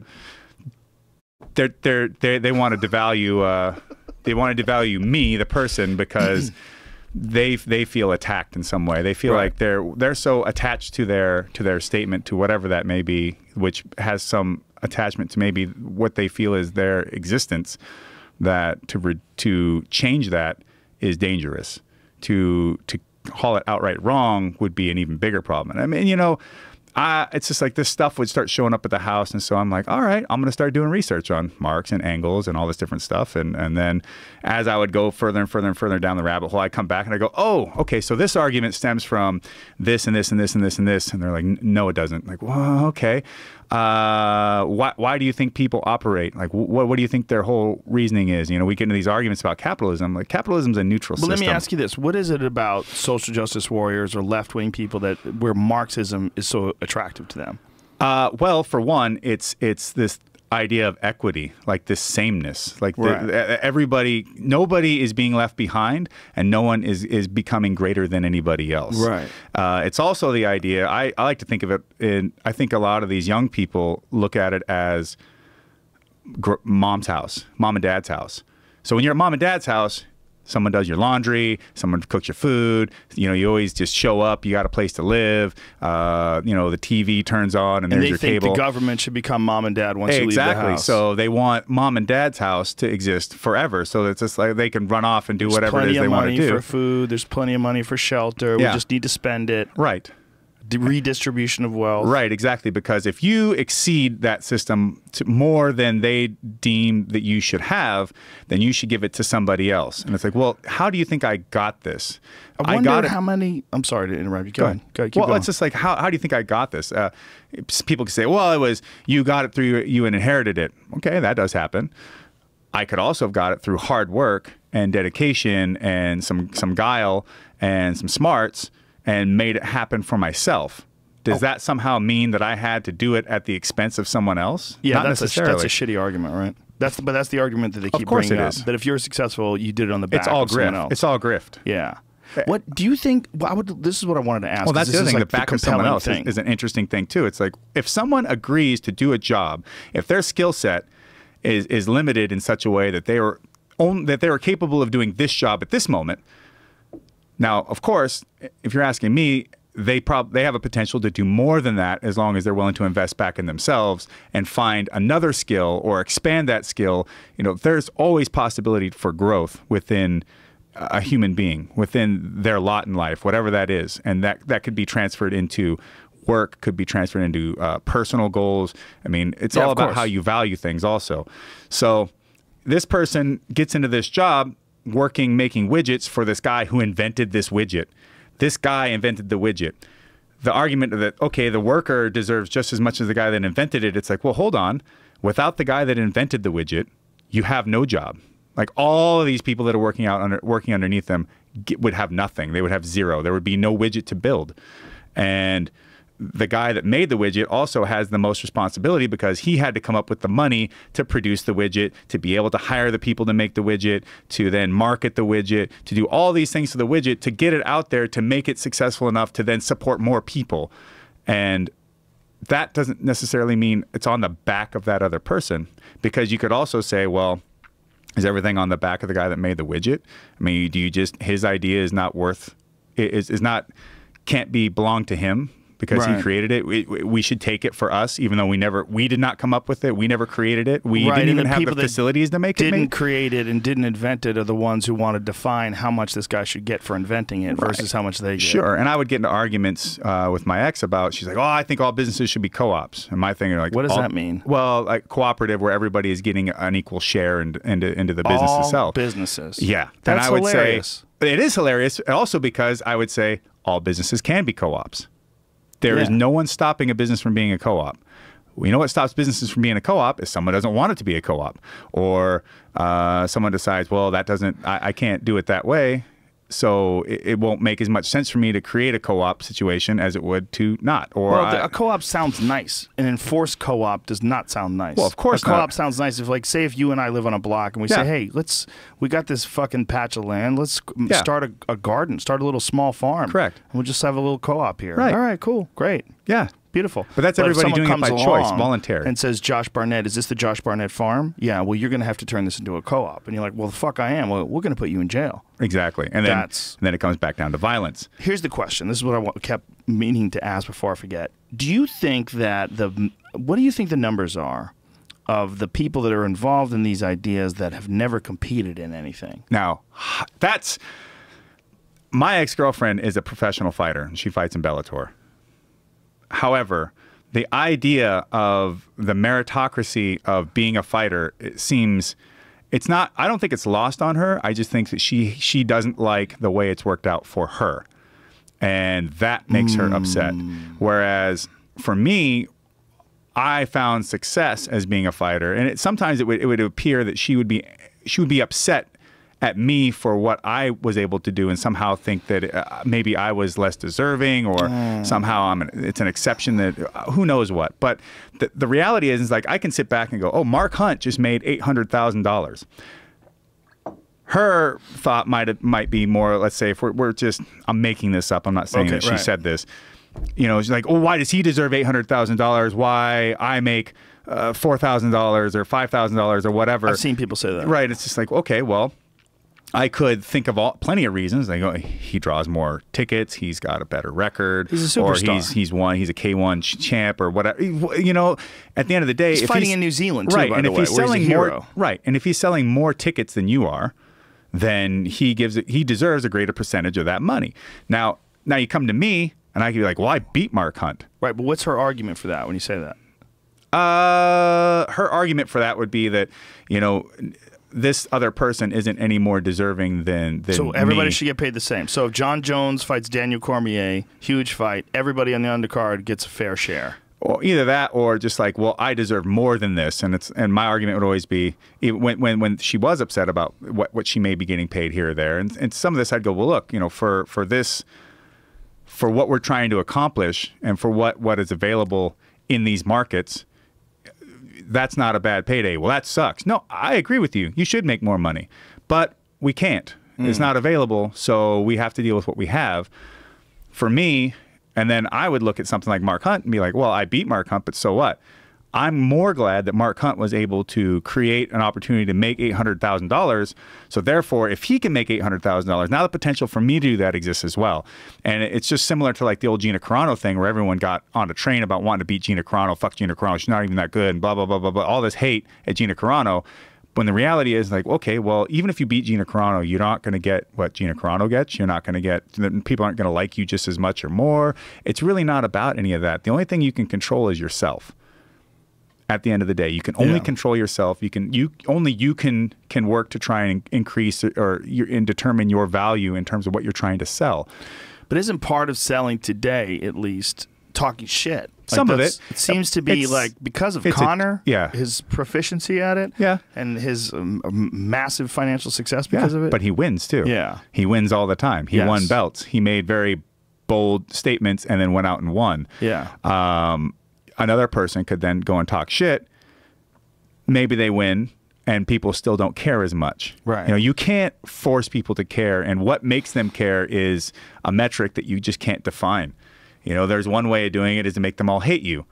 But when you lose, what's going to happen is you're going to drop off. Often, everything that you gained will be lost. Yeah. But as they hate you, as you continue to win, they're going to be more incited to watch you fight. They're going to be more interested to watch you fight. Or you could be a guy like Randy Couture, who everybody loves, and even when he loses, everybody loves him the same. Sure, and you know how that combination comes about is it's magic. Well, I think with Randy, it's sincerity, but I think look at Kevin Lee and Michael Chiesa from this past weekend. Perfect example of like a feud these guys put together, talking shit to each other at a press conference. They get in a scuffle at a press conference, and all of a sudden everybody cares about the result of this fight.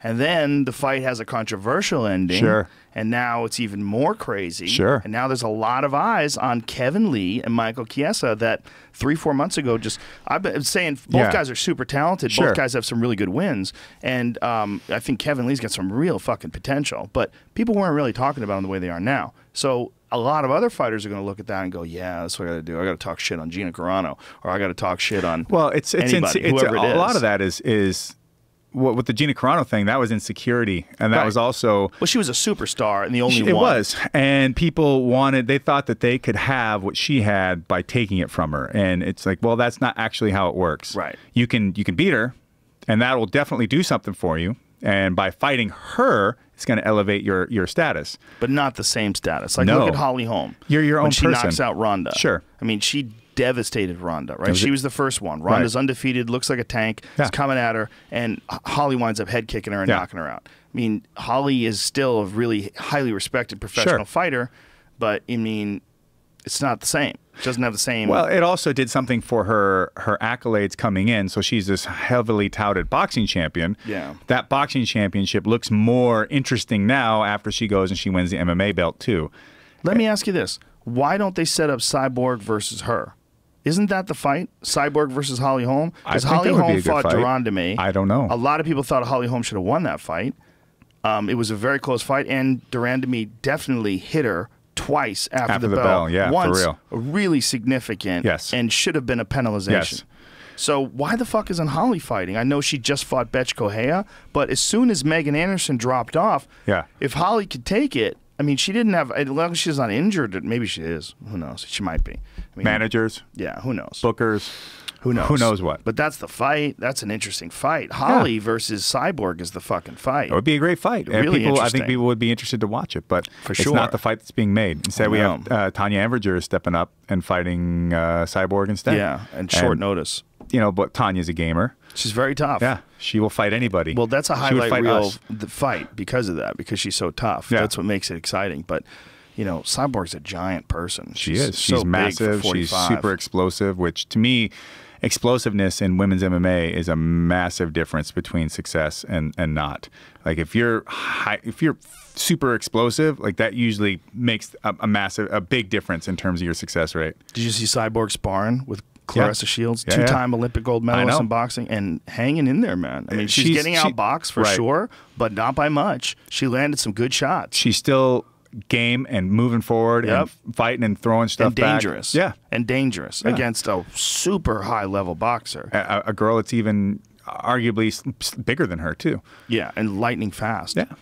But watching Shields like set things up and use that jab, like, dude, I just want someone to get her to come learn some fucking sprawls. Specialization, you know, that's the thing about boxing and the Conor and Mayweather fight is it's the specialization of a boxer versus the MMA person. I would say the MMA fighter is the superior fighter, right? When you start, to me, the most open and the most even playing field is the one that has the least rules. Yeah. But by funneling that down to those specific skill sets with boxing, you create a specialized athlete. While there are skills within boxing that will transfer to MMA, even just in terms of boxing, the timing and the footwork that you might use in boxing isn't necessarily what you would use in MMA, and vice versa. Sure, stance, So- distance. Right, but so I see that, you know, it would be great if Conor goes out there and wins. It would make MMA look that much bigger, you know. But and he's got the power, and he's a great athlete, and he's got good timing and accuracy. But I just don't see him being able to get flush on Mayweather the way that's going to be needed. It seems highly unlikely unless he old school Bernard Hopkins him. You know, remember Bernard used to fight, he used to clinch guys and just seriously rough them up and clinch. And outside, he was just straight defensive. But do you really think that boxing referees are going to let that happen? No, I don't. No, and there's going to be even more eyeballs on Conor to diminish that aspect because they're going to be expecting him to do stuff like that anyways. I'm sure there's already, I've heard that there are elements in the contract about kicks and things like that. Yeah, they have to put that in there. Yeah. They would have to put that in there. If like you some just sort of decide to forfeiture. haul off and kick him, then that's it. You lose all your money. Yeah, that makes sense. But I feel like if you looked at Conor and like his skill set, like what he's capable of doing, like overall, I could see how he would think, like, man, it's just striking. I feel like I could probably get close enough to I can get off on anybody. Sure. But that level that Floyd Mayweather's at, like to have 0 professional boxing fights and then to spar with him. And you know, also from Conor's perspective, he's thinking, this is a chance to be a hero. This is another opportunity to be a hero. I have hardly anything to lose, if at all, and all to gain. I have the potential of winning. I also have a big payday, win or lose. So everything works out towards a win-win situation for him. You know, it would have been great if Conor could get this stipulation. We'll only box, but we wear MMA gloves. Very different. Well, Floyd has had issues with his hands in the past, which is why he almost exclusively wears winning gloves in the ring. So that would never happen. Very thick, fat gloves. And I think they're fighting with 10-ounce gloves, too. It's a big glove. 10s, not 8s? No, I don't think so. I think the agreed upon weight was 10. See if that's the case. Is that the case? Yeah. Ah, wow, I'm surprised. Yeah, interesting. I would have thought 8s. Yeah, you want something a little bigger. Because they're like, what, 140 some pounds? Or 150? I think they're going to fight 55. Okay. And I thought 60 was the cutoff, but I might be wrong. 168 or 175. It might be 54, where they go to 10. Huh. But either way, much bigger than 4, which is what he's accustomed to. Yeah. And I feel like but look, man, it's still, you know, I had a conversation with a buddy of mine who's a really good jiu-jitsu black belt, and he was going to fight in MMA. And he had very little sparring in terms of like MMA sparring or very little kickboxing sparring, almost no striking. And I said, you know how you can do things to people on the ground where you get some guy who doesn't know what he's doing, you can just do whatever the fuck you want to him? I go, there's guys that can do that to you standing up. Like, you got to be careful. Like, you can't get this in your head that you're awesome at something, so you're awesome at everything. Right. Because the type of mentality that a person has to become, whether it's a championship level MMA fighter or a boxer, is that focus, that intense focus. Like, sometimes guys get twisted and they think that because I'm a Brazilian Jiu-Jitsu champion, I could be a kickboxing champion. I could be an MMA champion. I could do whatever the fuck I want to do. But the road is long, man. The road is long. People forget all that they went through to acquire such a set of skills to get there in the first place. And I understand that, you know, a highly specialized jiu-jitsu or wrestler can go out there and experience success in MMA right away. However, like you said, they might come across that guy who is so good on their feet that they can do the whatever they want to that guy and just leave them clueless. And you can't take them down. Yeah, you know? or there's that person that you're just not able, you take them down once, twice, but they keep getting back to their feet. Now all of a sudden, you're tired. You've been pushing so much harder because you can't fight a plan B or in this other plane. You have to fight within the plane that you're an expert. Yeah. Because you put all your marbles in one basket. Right. You're not a Mighty Mouse who can kind of do it all in any forum. You're a Damian Maia who's learned how to kickbox, you know, got really good at it. But when you fight Damian Maia, you know real clear what his plan is. For sure. And even still, Damian Maia has learned to create striking that helps mitigate other people's striking so that he can get his best game off. Yeah. So that's still a type of stand-up work that he's working on that has been specialized for MMA as he fights in the UFC.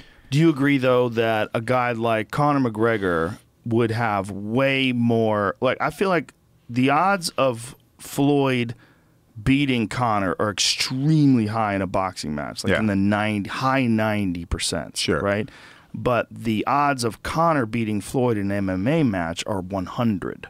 Pretty much. Pretty much 100. Like 99.9. 99999. Conor would have to like really fuck up. Yeah, he'd have to get, chin checked. Yeah. Doing something stupid. No, where he would just not kicking. Right. Yeah, he would kick the shit out of his legs. This isn't a fight about who's a better fighter. Right. This is a fight about who's a better boxer. Yeah. And the idea that Conor's just going to step in and just clang Floyd with a straight left is almost as ridiculous as the idea that Floyd's going to step into an MMA fight and catch Conor with a big punch and knock him out, Ray Mercer, Tim Sylvia style. I say it's more like Floyd Mayweather jumping in that cage and armbarring Conor. It's like that. Yeah, catching him in a fucking rolling guillotine. Yeah. A fucking Victor roll into a knee bar. Hit him with an Imanari spin. Catch him with one of them crazy heel hooks. Well, Floyd and his heel hooks. Yeah. Well, that was one of the crazy things when James Toney fought Randy Couture. Like, there's all these people speculating, like, how much James Toney's been training MMA, and then you got to see him do some stuff with like an MMA trainer, and you're like, oh, okay, he's not barely doing this. He's barely doing this. He doesn't know anything. Well, this is crazy. And then Randy just goes out there, low single on the ankle, poof, just falls over, and that end of that night. Yeah, low single, Randy on top. That's a wrap. Randy was merciful though. I mean, he punched him a few times and then just choked him. Yeah. Randy isn't really. He wasn't known for being a particularly vicious competitor. Yeah, I have a feeling you probably would have treated that situation slightly differently.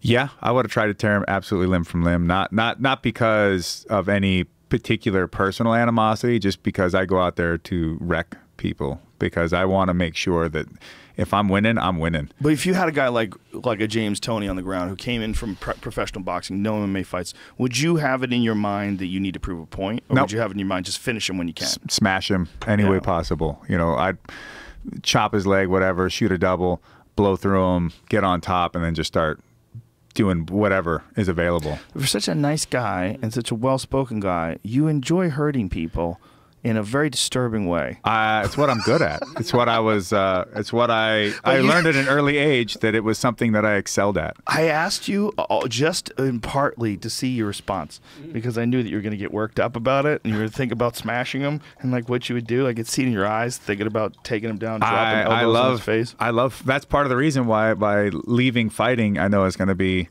tough not competing because I love going out there and. In some way, it is. I was explaining this. I was actually at a philosophical lecture the other night, and because I'm a big fan of philosophy. What was the philosophical lecture? Well, this lecture was on a 16-part series on America, and it was this last one. This friend of mine hit me up. She goes, "Hey, this thing's going down at this school. So hey, why don't we go check it out?" All right, cool. And so it had something to do with.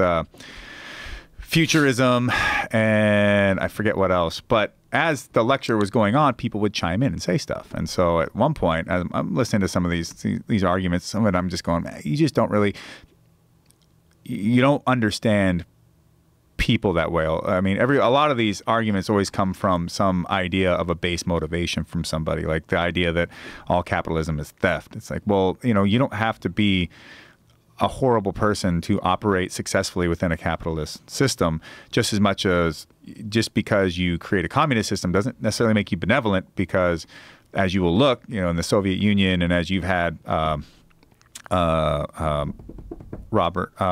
Jordan Peterson on here, and he'll tell you all of the elements of the brutality of communist systems. And then, of course, I remember being in the 80s and even seeing slides from one of my teachers who was over in the Soviet Union and sneaking photos out of the USSR because they didn't want any photos of living conditions and all these sort of things, bread lines, all that stuff brought back to the Western world because they felt it would make them look bad. Well, of course, because it did. You know, and people were entrenched in these systems and abusing these systems to their benefit, just like our politicians abuse our system to their benefit, just like all human beings will abuse a system to its benefit when given the chance to do so, either out of selfishness to the point of maliciousness or even just direct maliciousness. So the human element is the key process in all systems. They're pretty much the cause of all systems failing, and they always will be. But when you try to create some other roundabout idea, you try to assign, these other crazy concepts as to why, or, you know, you create these micro group ideologies, and you distill and distill and distill, and you constantly create, like with Marxism, it's a conflict theory. So there's always has to be some sort of oppressor. There always has to be a conflict. You know, a lot of human beings aren't out there trying to oppress people. They're just trying to get theirs. Right. Or, you know, creating their little tribes and creating what they, you know, to use a overused word, safe space for themselves, that in which they understand this area. They understand these demarcations about this group and these people and this thing and even this area of land at which you live in.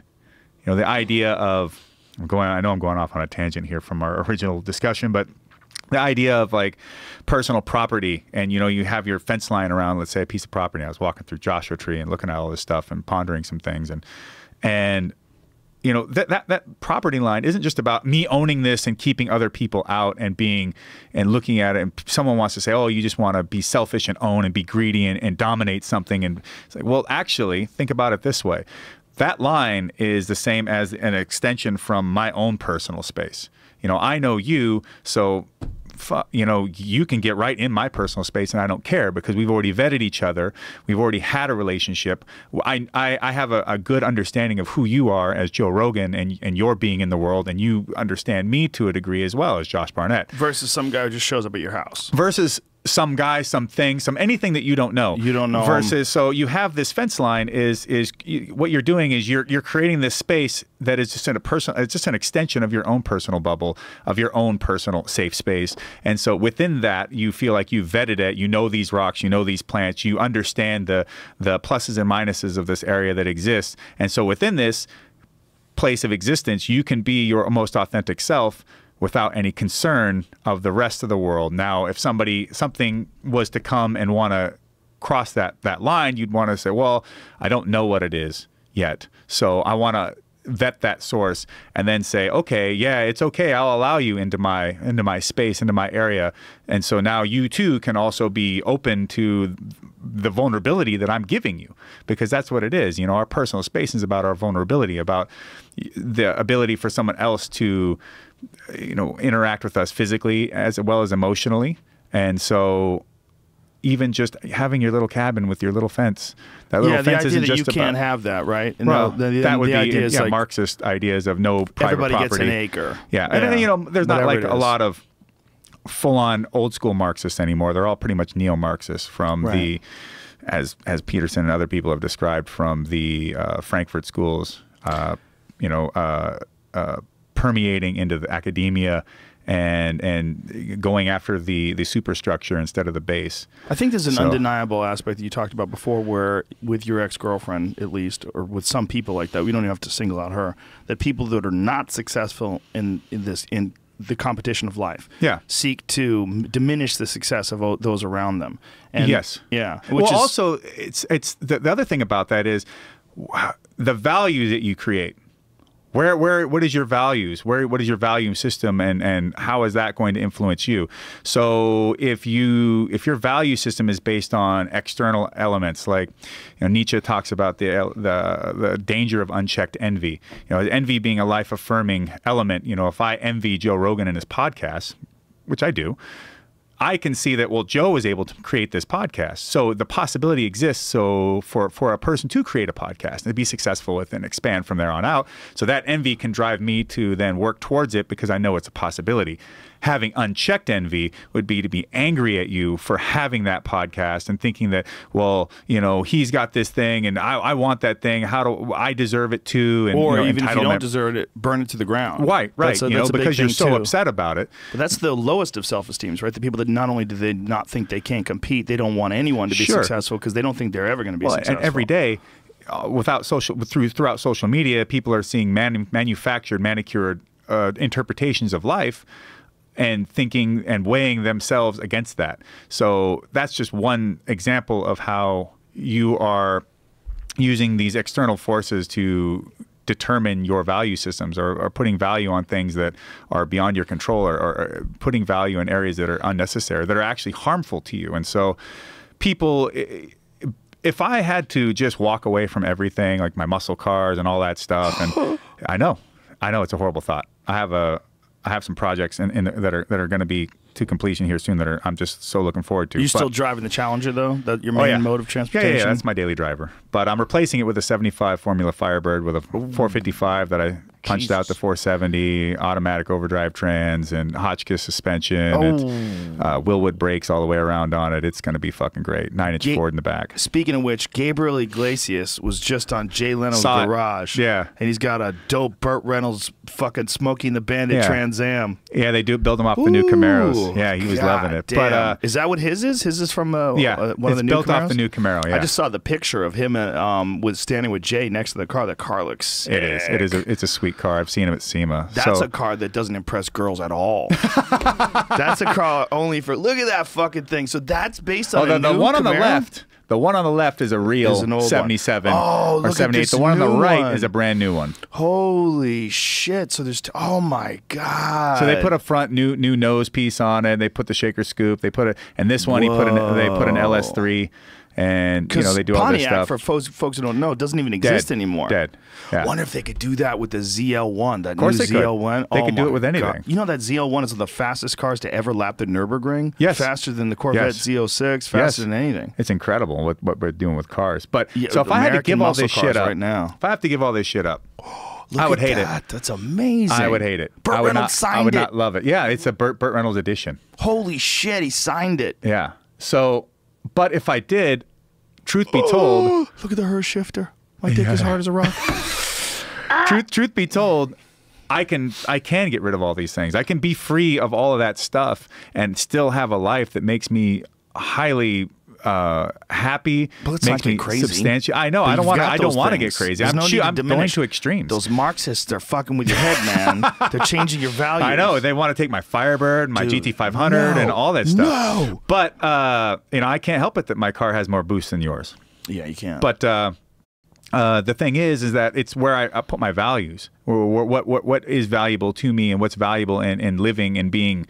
So for someone else, they put these things on other stuff, and they give responsibility. What they end up doing is transferring that power to external sources. And when you start working off of external sources as your value system, then you've taken away that power from yourself. Right. And so. Well, there's also the rejection. I have a rejection of the idea that you can't enjoy people's creations. I think of a car as a creation. Yeah. I mean, I think of it a lot of ways as like a mass-produced piece of art. Sure. You know, what someone's done in creating like that new, what is it, the Demon? Yeah. The Dodge Demon? Like, Right, that what- Challenger that will go 960s. It goes 0 to 60 in less than 3 seconds. Yeah. And it's a production car. And Yeah. you can't drive it if it's colder than 15 degrees out. You can't drive it.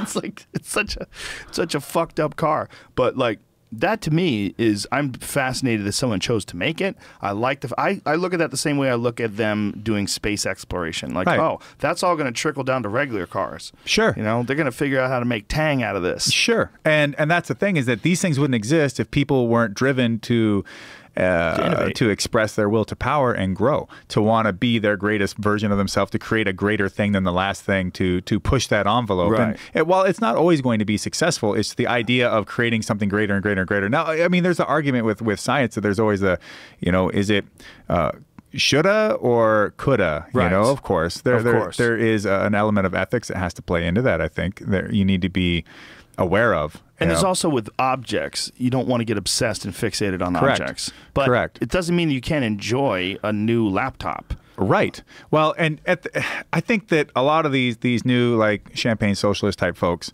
they That's a great enjoy expression. the new laptops and the new Yes. iPhones and all that stuff. Yes. And it's they love all the modern conveniences of the capitalist country that we live in.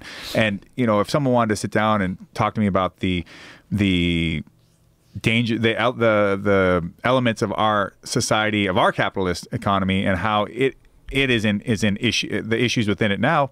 Totally, I get it. No, our system is fucked up in a lot of ways. Don't get me wrong, but by replacing it with some sort of a Marxist system, now you're just asking for. I mean, we already have enough trouble with people in power being unseatable in a sense, like us having a very ineffective way of really affecting our political system and creating change within it, and having things taken away, or new laws created, altered. Like, it's so impossible, right? But it's like it's a system that works outside of us, even though we're supposedly the ones that can control it. But you create a communist system, right? You create a full state secured system.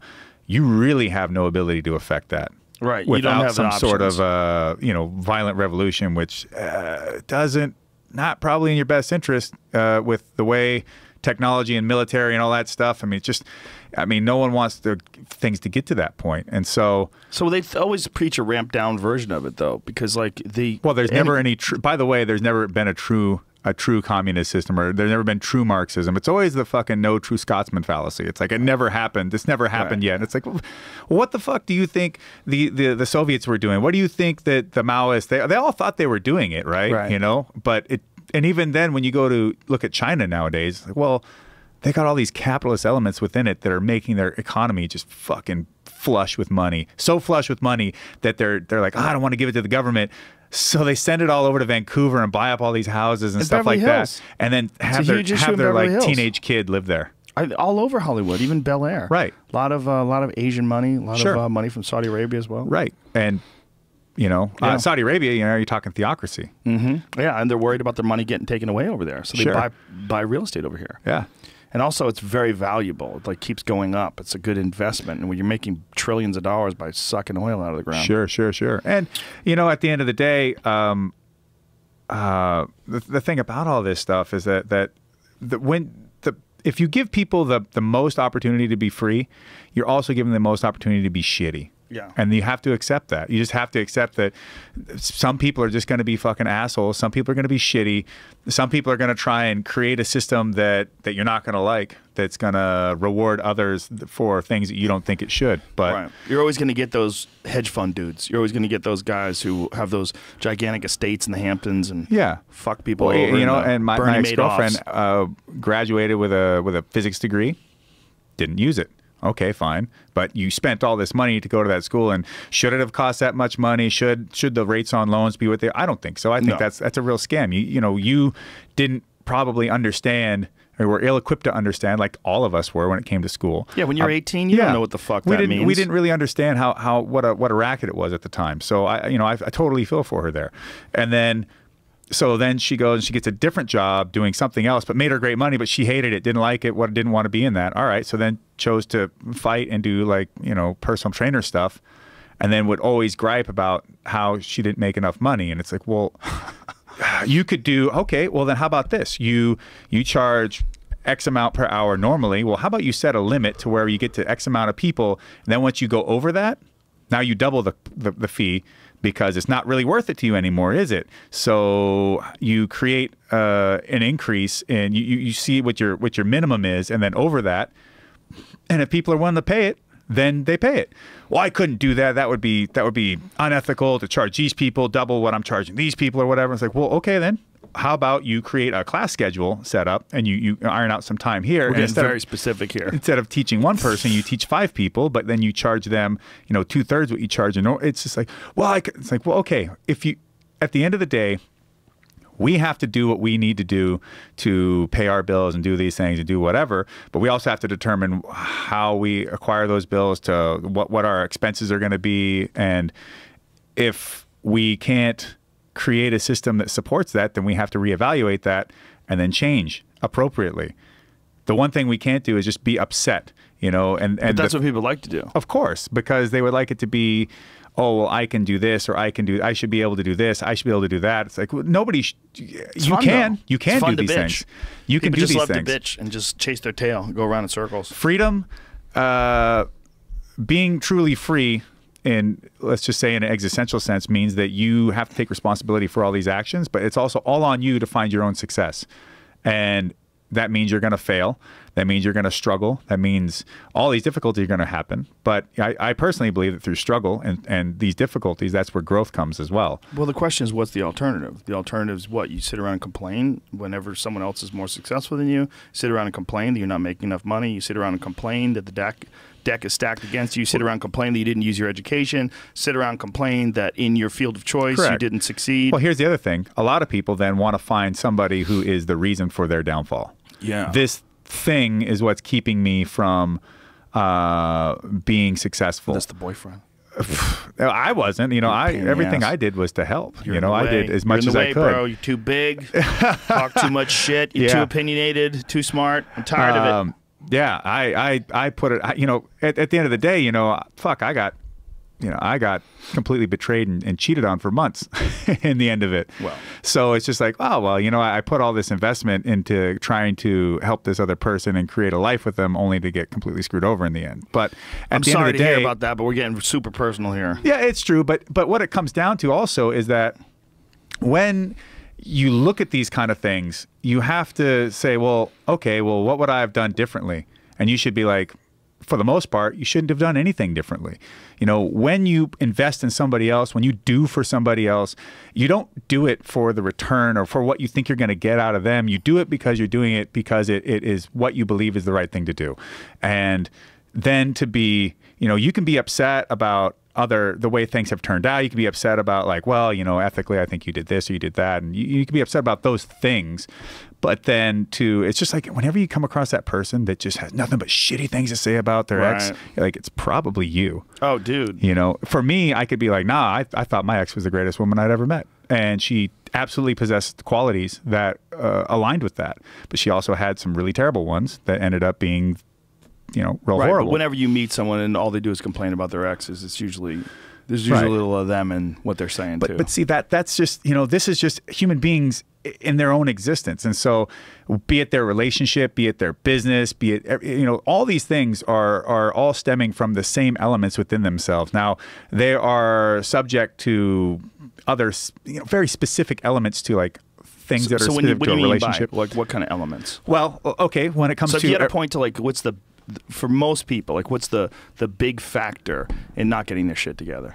The big factor in not getting their shit together is not coming to terms with their own inefficiency, failures, or inability to accomplish a certain task, and looking outside of that for a reason versus looking internally to see like, I didn't have enough skill to do X, Y, to do this thing, or I didn't put in enough time to acquire the skill to do that, or I made a mistake here that cost this. When it comes to a relationship, you know, it's where it lies, where the difficulty lies there can be specific to different emotional elements, you know, versus your work, versus how you even find time to make the most out of your leisure time. You know, these are every situation has its own subjectivity to it based on these other external factors that change from each situation. But ultimately, everything's stemming from you anyways. So your way of approaching these things and dealing with these problems and how you let them affect you. And I'm not just talking about being a complete stoic and being just cold and unaffected and unfeeling. It's just about having these things happen, and then what do you do about it? You know, how do you measure that metric? If you have the greatest day of your life and then you have, you know, an hour that's super shitty in traffic, did that become, and that really stuck with you, and someone hit your car and my Challenger's got a dent in it, and it's like, oh, did I really have the worst day ever? Or did I just have an hour of an aggravation that sucked, but ultimately, how can that, if I allow that to take away from everything that happened up to that point, then, you know, I just assigned all this value into this one moment. Right. That really was unnecessary. You train a lot of fighters. Yeah. Like you work with, do you sit down and talk to them about this kind of shit as well? Yes, 100%. Is this a big part of like how you like think about it as a program? For sure. Because whoever I take under my wing, I don't just train people to train them. Them being fighters is one piece of their life, one element. Honestly, eventually it'll be a small element, but it has a lot of impact and meaning.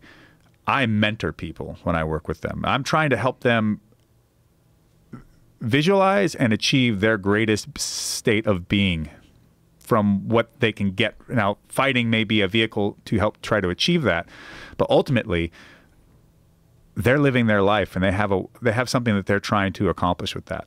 And so for me, I'm trying to help them realize what that is. And that's going to be different for other people, just as much as you can't coach everyone the same way. Everybody needs something a little different in terms of what they're trying to achieve, and people want to achieve different things. Of course, they have this element of fighting and success within fighting that is a bond, that is a similarity amongst the rest of them, and even amongst me. But beyond that, that changes from there on out. So, just recently I've been working with Travis Brown. You know, people are like, holy fuck, you guys are your homies? What the hell happened? And it's just, the thing is that Travis had tried to get in touch with me through Marina before. Like, hey, he really wants to talk to you. And I'm just like, okay, I wonder what he wants to talk about. And this is like, over a year ago, I think. And then, but for one reason or the other, we weren't able to ever cross paths. But through that time, it would keep coming back. He really wants to, he really like to see you. Not just text you, not just chat with you on the phone, but actually see you. Okay. You know, that already says something to me. That already has a lot more meaning. And so sure enough, I meet up with him this one time at a coffee shop, and he just wanted to sit down, man to man, eye to eye, and just go over like any of the beef that we had and make his statements, any apologies, and anything that I might have to say, and any apologies. And I was like, holy fuck. You know, a man that I use man, I'm not trying to be specific, but any person that is willing to sit down and be accountable and hear somebody else's side and just show up and be like, look, man, I'm not looking for something from you, but I'm trying to be open and deal with whatever this is out here. Put it to bed. Yeah. That's very admirable. Exactly. It is such a rare commodity. And how long ago did this happen? Maybe about 6 months ago. And he's got a fight schedule right now. That's right. Well, maybe it was fighting? even a little more than 6 months ago. He's fighting Alexei Olenek. And so he hits me up. He goes, hey, I would love it if you could help me out. So for me, it was a no-brainer. Like, fuck yeah, I'll be there. And so I drove out to Vegas with one of my guys, Shohei Yamamoto, who was getting ready for his the Kyokushin kid, his fighting locally here in CXF. So I'm like, I'm going to finish this kid's camp out here, away from everybody else, and I'm going to help you out at the same time. Cool? Cool. So he put us up in his place. We would go and we'd train twice a day. I would work with him on grappling. I would spar with him and, you know, just take on that role of coach alongside Ricky Lundell and Ray Sefo. And he's a fantastic student. When did he start working with Ray? I think he's been working with Ray for about a year now. About a year, I think. That's a good move. He's kicking again. Thank throwing God. knees, which is great. Yeah, a guy 6'7". He's 6'7" and moves like Dominic Cruz. Yeah, yeah. I mean, when he was sorry, Dominic, but I mean, when he was at his best for a heavyweight, there's no one who moves like him. He's very agile on his feet. Yeah. He's got great quickness, good, and he's got great reach, good power. Hell, I should know. And the thing is, he just didn't feel that he was getting what he best needed, so he made a change. And even still, for fighting someone like Alexei, he felt that, having a guy that was a good grappler and also good at that head and arm position, which Alexei likes, to have someone come in here and work with him in these very specific areas. But you know, for me, it's like, well, if you want me to be here, I'll be here, and I'll help you in any way I can. And so I would work with him while we're sparring. We would do situational stuff, and you know, he was just like a sponge, and watching him get better every day, and having some other guys around to help and be bodies too. And it ended up being great. It also was great for Shohei because I was able to put him in a very isolated environment and keep his focus so razor sharp. And he went and knocked his guy out in 22 seconds, who was undefeated. That's awesome. So so now it's, you know, Travis is in town doing some press stuff, and I'm going to try and link up with him as much as possible and just keep working with him. And the thing is, guys like that, I mean, they're already physical. They already have fights under their belt. They're already accomplished. With them, it's about nuance. So you're going to be like his head coach? There's discussion of that. Yeah, maybe. Interesting. I mean, but the reality is that I just need to do whatever it is I can do to help him and his team and be a part of all that.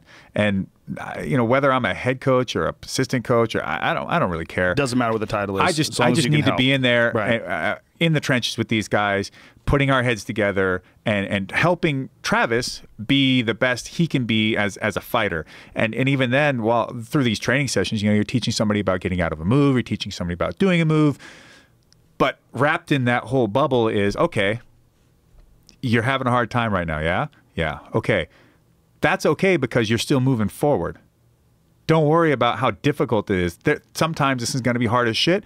Other times things will work just like that. It doesn't matter. The matter is you got to keep going. You got to keep moving forward. You got to keep fighting. You got to keep working. And you then went, you know, from one position, it's like, well, you can't afford to be here at all. So no matter how hard it is, you got to get out. But you can rest over here.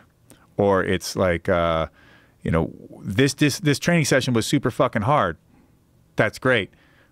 If you're not pushing yourself into your absolute exhaustion now, how do you think you're going to perform when it's at its utmost? So he wasn't getting that. No. I think it's just, I'm just throwing out examples, right. But it's just about working with him on a mental level too, and getting his mind in that best state to then best use those physical capabilities. Because ultimately, in my opinion, mental is the most important aspect when it comes to fighting.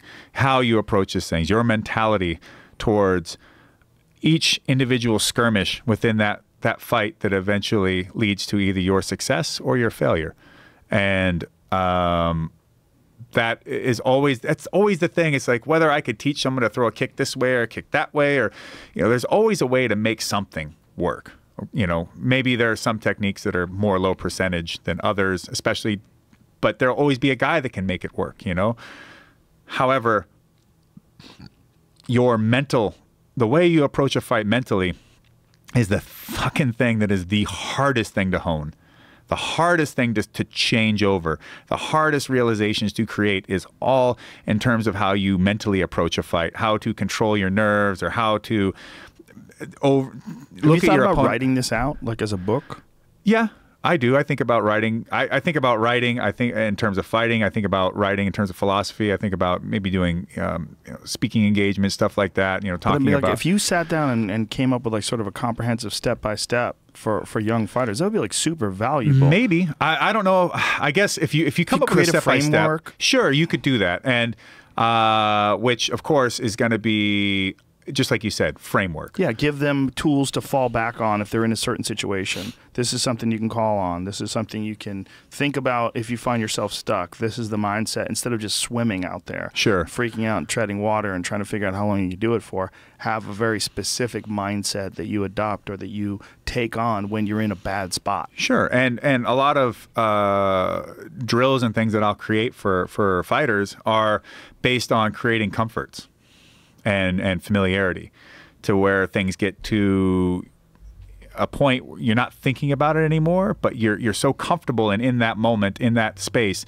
that you can react and act easily, as most easily as possible. And also, once you end up in a position that is negative to you, that is detrimental, how to then work your way through it and still do so with comfort. Like, I loved watching Liz Carmouche on Ronda's back, because Ronda stayed so calm that's how she was able to work her way through it, fight that arm off her head, keep in good position, and eventually work her way out of it, instead of seizing up and possibly, locking in place, and then Liz being able to finish that face lock or that choke. What did you think about that Kevin Lee Chiesa fight?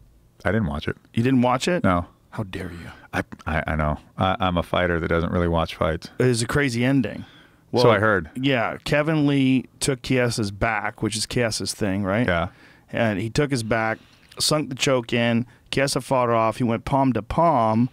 Chiesa was trying to gut it out, he says. And Mario Yamasaki steps in and stops it before he taps. I wouldn't have done that. No one does that, especially to a choke. It's one thing if a guy's arm is snapped and you see it broken, right, and then you call the fight. Right.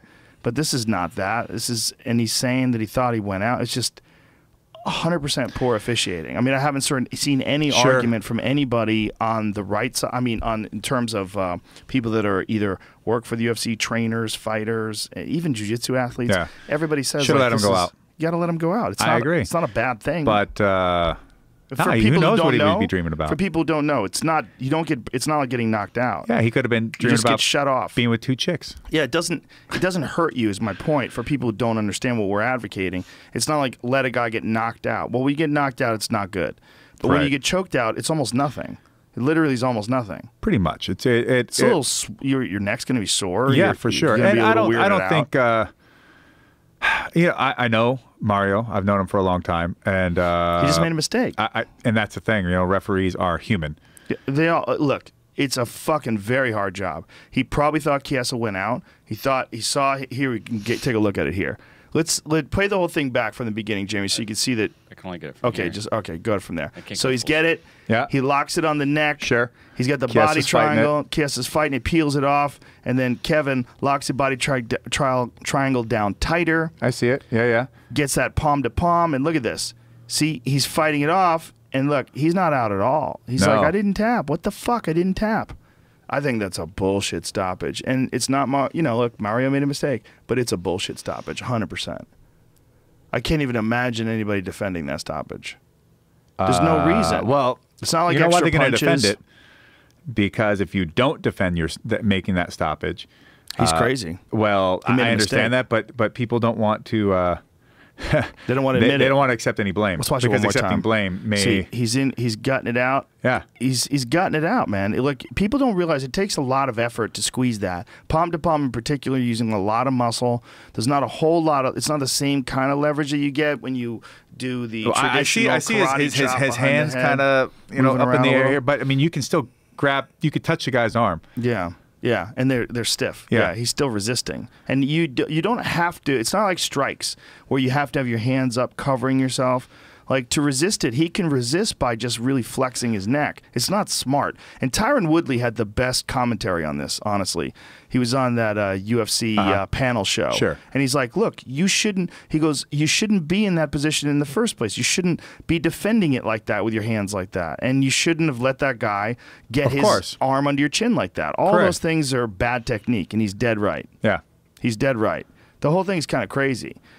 I mean, yeah, But he just took let a him beating I mean, before that that. was He took a beating before that. This is one of the things you don't get in the context of this. as he was getting shellacked. Yes, because Kevin Lee had his back, and while he had his back, see if you can find that. Well, I mean, I can see that he's cut. Oh, he's been bleeding. He had his back, and he was beating the fuck out of him from behind with his back. Just bang, bang, bang while he's back riding him. He beat the shit out of him before that. So he's probably stunned. And, you know, I'm also of the sort that sees guys that are getting hit in the 4-point position, turtle position. You know, guys are swinging on them, and they've got their arms up and they're covered. Like, often, a lot of times, they're like, just let it go. Like, you're not getting through. But refs will see, like, oh, it looks bad, we're stopping it. It's like, but he's not really getting hit. I agree with you, 100%. I think there's been many fights where fights were stopped quick when a guy was covered up, where there's nothing else he could do but cover up. What else is he going to do? Yeah, the guy's swinging on him, but he can't land a successful. The only reason that guy is flurrying so hard, really, I mean, well, not the only, but the main reason is probably because he thinks the ref's going to stop it. Exactly. Beyond that, he wouldn't put that kind of effort into it unless he's just completely losing his shit and being like, oh, fuck, it's a chance. Yeah. And he's not thinking about it, which could come back to haunt him. Like, I've seen a lot of times, old school fights, guys even in mount, just try to unload on a guy, and the guy survives it, reverses it, and eventually he gets his. And it's done. You know, Shane Carwin, Brock Lesnar. Yeah. Perfect example. Yeah. Shane Carwin beat the fucking shit out of Brock Lesnar for a full round. Got on top of him, full mount. Yep. Dropping bombs on him. Yep. Somehow or another, Brock Lesnar survives, takes Shane down the second round, submits him quick. Yep. It happens. You got to let fights play out. But I think in that situation, there's no argument for stopping the fight. Because it's not like strikes. Like there could be an argument where Brock Lesnar is on the bottom and he's not moving enough, and maybe some people are a little bit more cautious might have stopped that fight. But there's no argument to stop that fight. I don't think that the fight should have been stopped. I also think that Michael Chiesa needs to do a better job at not letting guys get under his chin. Yeah. But what do you do about that? If you're the commissioner, if you're the king of the world, make it a no contest? I think if you're a commissioner, you I don't know. I kind of feel like you have to give him the win.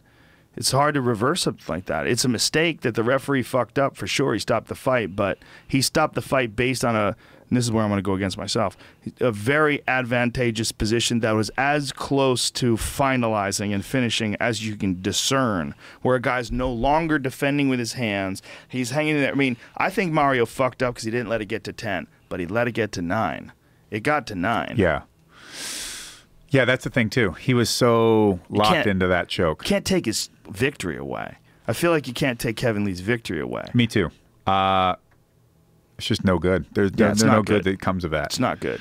But do you give him an immediate rematch? I think that's the move. That's exciting. That's a good move. Yeah, I could see that. But here's the thing, this is prize fighting. Right. Is there the interest? All right, then make it happen. I think there is. Then make it happen because you're going to make money. The promoters got to make money on it. Yeah, I think that's a good fight to have in Detroit because I think they're going to do a UFC in Detroit. I heard. I'm scheduled to do Isn't Detroit having a UFC basically every night? No, I think it's different. It's like it's more like a battlecade. Old school. John Peretti's just hanging around saying, "Oh, it's so sexy." Yeah, such a sexy choke. Say that he's riding him like a pony. Most people have no idea what we're talking about. I have partied with John Peretti. That is. I love John Peretti's commentary. Oh, I just enjoy him. It's fantastic. I mean, and he brought a lot of really good fighters to the world of MMA. He did. He had too. a great eye for picking talent. He was sure. the guy that found Andrei Arlovsky. Igor Zinoviev, Mario Sperry, Maurice Smith. Yeah. Matt Hume. Yeah. Well, I was going to bring up Sakuraba. Like when Sakuraba fought Conan in the UFC, that was the first time we ever Right. saw a Brazilian Jiu-Jitsu black belt get submitted. Right. We were like, we thought they were invulnerable. Well, and up to that point, and the fight before that, he clipped Sakuraba with a good shot. Sakuraba drops in on a single, and then Big John accidentally stopped the fight. Right. But then they let him fight again. Yes. Which is the craziest fucking thing ever. Like they would never do that no, today. never. That's crazy. I forgot about that. That is a very, very unusual And on that very turn of night, events. Randy Couture beat Maurice Smith for the UFC heavyweight title, and his tights got torn, so you could see his like Speedos underneath that Randy was wearing. And Wasn't so that when Frank Shamrock also beat Kevin Jackson? Yep, armbar that's in like right. 20 seconds. With shoes on. Yep. Yeah. Yeah. Old school, man. I loved it. That was the first UFC. That's when I quit. I quit at that UFC. I'm like, I'm not going to Japan. That's when I quit. Back in the old days when I was doing the post-fight interviews. Didn't we do one back in the day on the on like the graffitied brick wall thing? Yeah, we did something, man. Yeah. Yeah. That was, you know what? When you won the title, I was there, but I wasn't working for the UFC. Mm-hmm. I was just watching. And that was back when I was just friends with Dana, and I was just going to the events and enjoying them. I watched you fight Randy from like, I think I was like 6 feet away. I think I was like front row. Back in the day, Josh Barnett. Back in the fucking day, Babyface man. assassin with less Yeah. scars and a lot less gray hair. Dude, I remember you fighting in Hawaii. Yep, Super Brawl. Yeah. Dude. Dan Severn and that 8-man tournament that I won that had all those dudes in it, Abu Dhabi champion Rico Rodriguez and John Marsh, Travis Fulton. I think he only had like 115 fights at that point. How much does Travis have now? Doesn't he have like 300 fights? I don't know, Something man. insane. Jeremy Horn I always thought was insane because he had like 150. And then you find out about Travis. Dan and you're Severn's got like 100. like, does he? Yeah, I was like 100 victories. Or Isn't he 100 still fights. fighting? I don't think so. He's been doing a little bit of pro wrestling, but no fighting. He had a very gray, blurry line between fighting and pro wrestling, to put it charitably. There was like some There was a couple that Yeah, that like, people had called it into question. couple of Dakotas in there. You're like, yeah. Well, it's amazing that he kept it up as long as he did, but that was because of his solid wrestling. You know. He Well, was able to that take he's guys just like down. a real serious competitor. Yeah. You know, he had that competition streak that would allow him to continue to drive and perform like that. But as he got older, you know, the wrong matchups. It could be a guy you never even heard of, and it's like, oh shit, Dan Severn just got shellacked. Yeah, well, when you look back at your initial fights in MMA, like in Super Brawl, and then entering into the UFC, which is like, when was your first fight in the UFC? What year? 2001 Yeah, see, that was when I was or 2000. not working with them yet. That was when Well, I it was quit. UFC 28. Yeah, Gam McGee. And then UFC 30 was Pedro Hizzo. 32 was Sem Schilt. 34 was Bobby Hoffman. 30. you fought Pedro Hizzo when Pedro Hizzo was Pedro Hizzo. Yep. Dude, we showed a clip yesterday of Pedro Hizzo leg kicking some guy and making him fly through the air. Some journalist holds the pad on his leg, Yeah. and Pedro leg kicks him, and the guy's legs literally go upside down, where his legs are above his head. He goes flying. He's such a cool dude, man. It's just like seeing him over all the years, training at his gym in Brazil when I was down there. He came pick me up. Picked up me and my ex, and we went out there, trained with this guy, Master Leitao, who is one of the... Was this before or after your second fight? After our second fight. Oh, wow. Yeah, we were down there, me and my ex, and we're down there to help corner Shayna in her last fight in the UFC. It was in Brazil against Nunes. And while we're down there, it's like, hey, I still want to get in training, and I want to train with all the luta libre, like catch-derived guys that I can. And so, yeah, we trained with Master Leitao for a while, and Pedro just let us use his gym. And we would sit there and talk, and I go, you know, one of the things about Pedro, I go, he taught me how to throw the counter right hand even better than I'd ever known, and that pivot step, and to hit it from the other angle, because he knocked me the fuck out with it. And it was so beautiful in the replay. I'm like, oh, I need to learn that. I got to learn that. That's too. And Pedro would just laugh about it. And he goes, oh, well, you know, you got me. I go, who gives a shit, man? We were too busy having fun. You caught him with a left hook, right? I caught him with a counter right hand. Did you? Over his jab. And I saw him stumble a little bit, and I charged forward, and then with a running left hook, yeah. because I saw the window of opportunity to get in there. I'd already stunned him, and so to a degree, I'm like, thanks, Pedro. Thanks, Did Pedro. he have the hardest leg kicks you've ever felt? Crow Cop. Crow Cop. Really? Yeah. Wow. That's crazy. Well, I would imagine. I mean, if anybody. Okay, here's just a Crow Cop story. So it's me and Mirko and Eric Paulson, and we're training in Vegas. I think I don't know if I was doing commentary on that show or if I was fighting Pavel Natsulo. Either way, we're training at this gym in Vegas, and Mirko came out, so we're rolling around and training together and having a good time. And I think I was fighting, and so Paulson's holding pads for me, and Mirko was like, do this with your left hook instead. All right, how about, that's not it. No. Here, let me show you. Here, you hold the pad. So Paulson's got this full-on tie pad, leather tie pad, and he's holding it for Mirko's right hook, since, we're talking lead hook, essentially. Right. So Mirko's like, no, I want you to do this. You're doing it like X, so I need you to do it like this. So watch. And he hits this, he right hooks this pad, this tie pad. It tears the straps off of Paulson's arm, and it goes flying across the room and hits the wall and bounces off the wall and falls on the fucking ground. And everyone's just like, and Paulson's just, his hand is still like this, and he looks at me, and he looks at Mirko, and Mirko's just like, meh. And I just, everybody's just, it's just silence. Wham, flap, blam. I just went, see, I took that. That's what I was getting hit with, and I still managed to stay on my feet because I'm an idiot. Yeah. Jesus I just Christ. remember thinking, how the fuck? This guy is just, at his best, is just absolute, pure, like, explosive power, just destruction. Yeah, well, he broke Bob Sapp's eyeball in a He K1 did. fight. Remember that? Yeah, dude, he crushed people with those high kicks. His middle kick was so dangerous to me. His middle and his low kick were the most dangerous because I felt like you could more read the high kick, but if you read the high kick, or if you were too set up to defend the high kick, if he ripped you in your body, that's your ribs. Pull if he that chopped that picture. leg. Heath Herring versus Crow Cop, where Crow Cop's kicking him in the body, and Crow Cop's shin is like halfway to his spine. I think that was only one kick too. Yeah. One kick, and it was like, boom. But it's when you see the penetration of that kick, you realize, like, that's insane. And he had a Taekwondo background that helped him.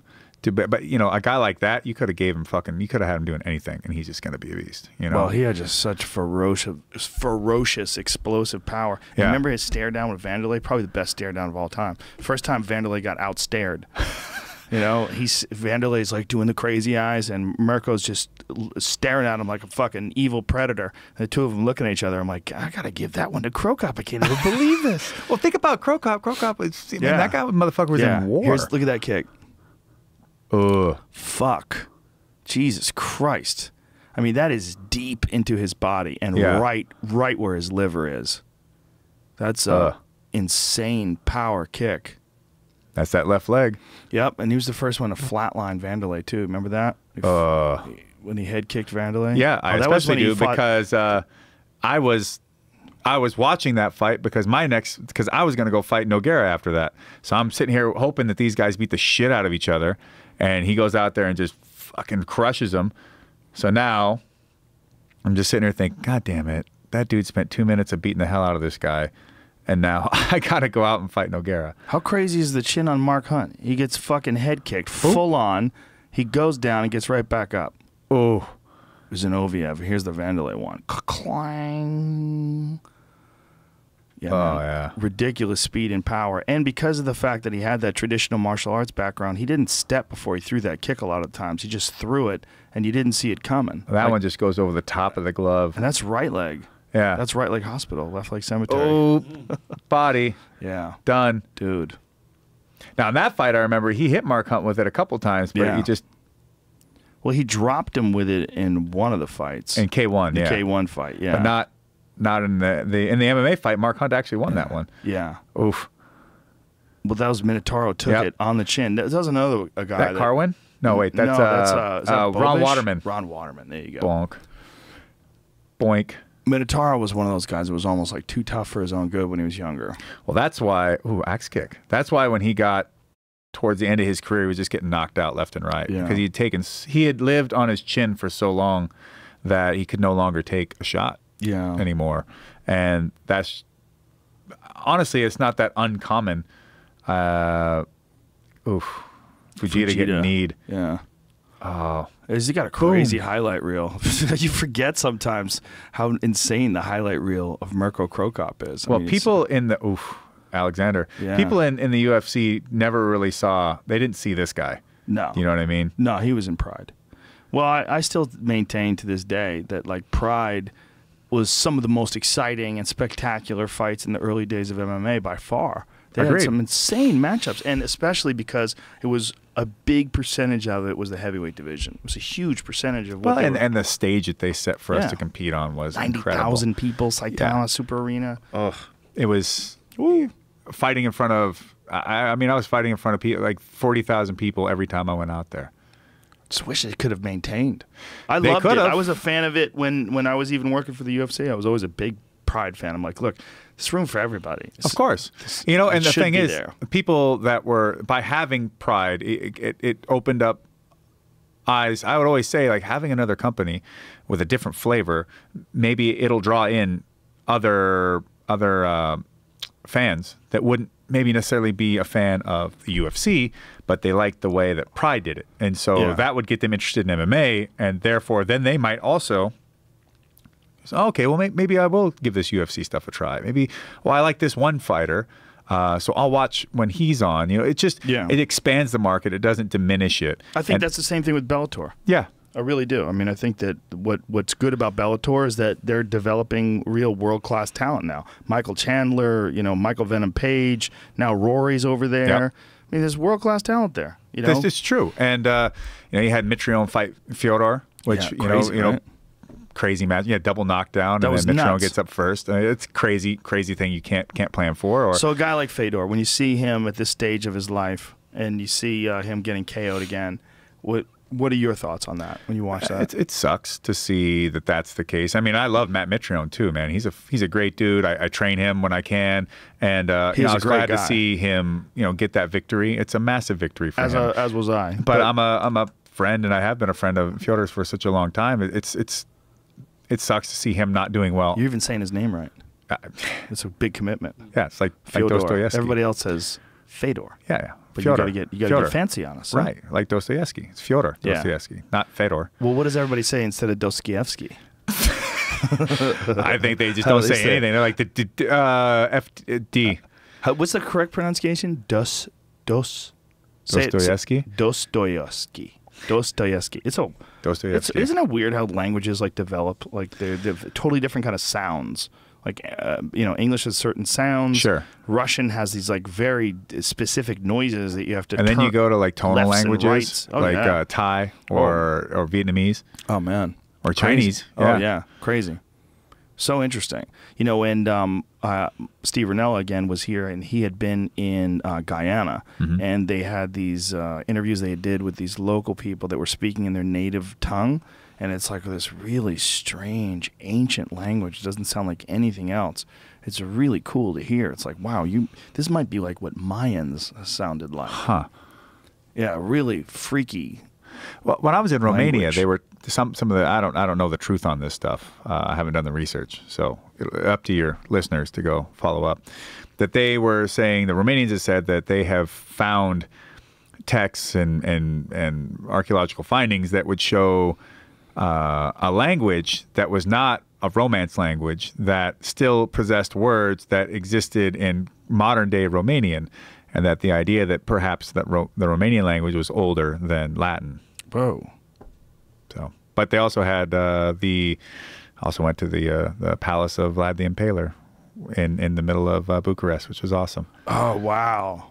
You got to see that guy's house? Yeah. What the like fuck that's all dug underground in certain so that, you know, keep it cool.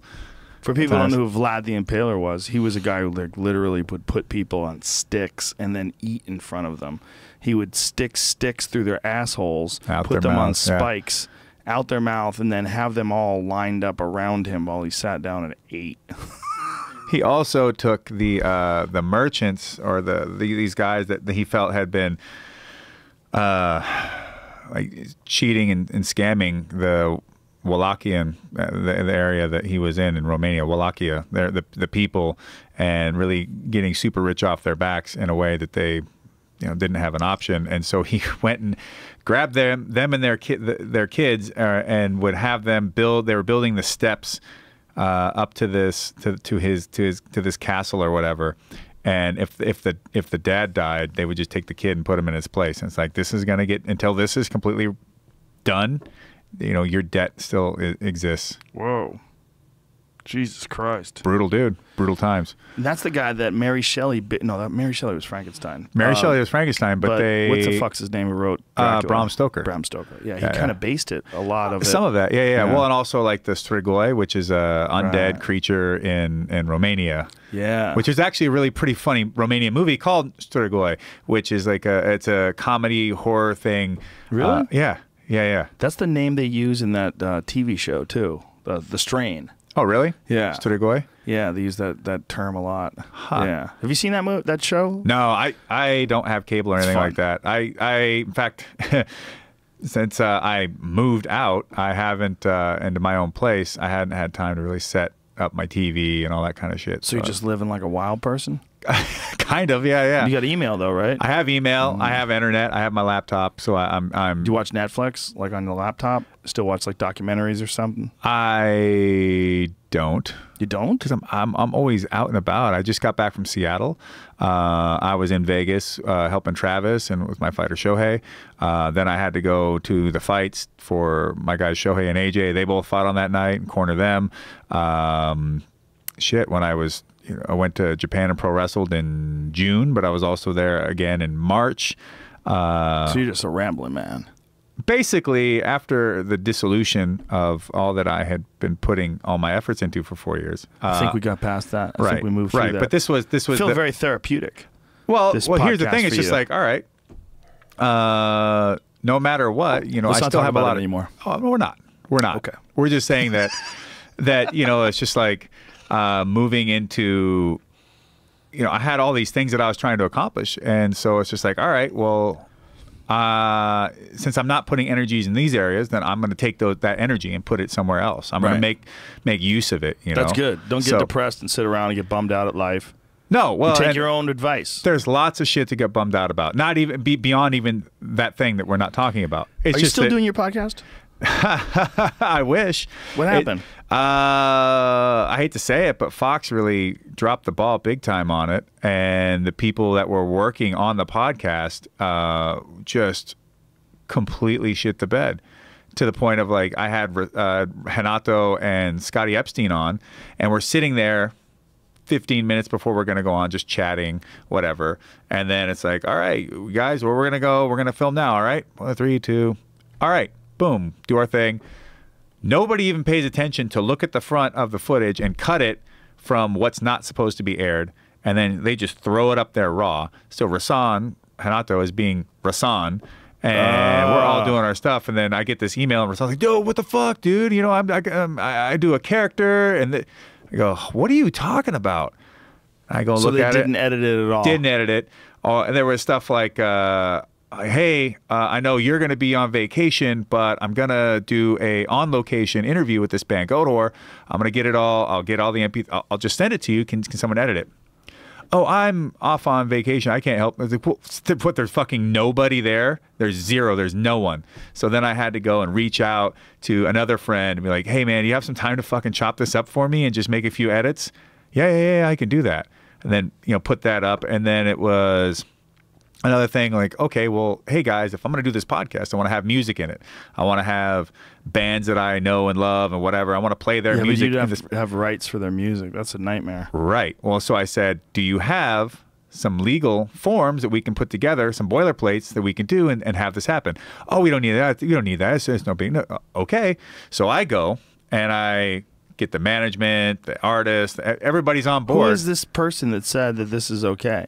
This guy. Was it a young guy that worked there? There was. Did he not know anything? Was he like a tech guy? I'm not going to throw anybody's names out there, but there were these two dudes. There was one guy that was like, he was like part of the head of the division or whatever. The one landscape of the main has guys. changed in their And then in there was their another defense. dude that was a producer of sorts, who I got along with great, but when it came to getting it all done, obviously fucking it didn't work. But the guy that was above him was unable to take blame for anything and own up to any like fuck ups. And so it wasn't like I was asking for much from him. I'm just like, well, tell me what we're dealing with here so I can know how to appropriately, react.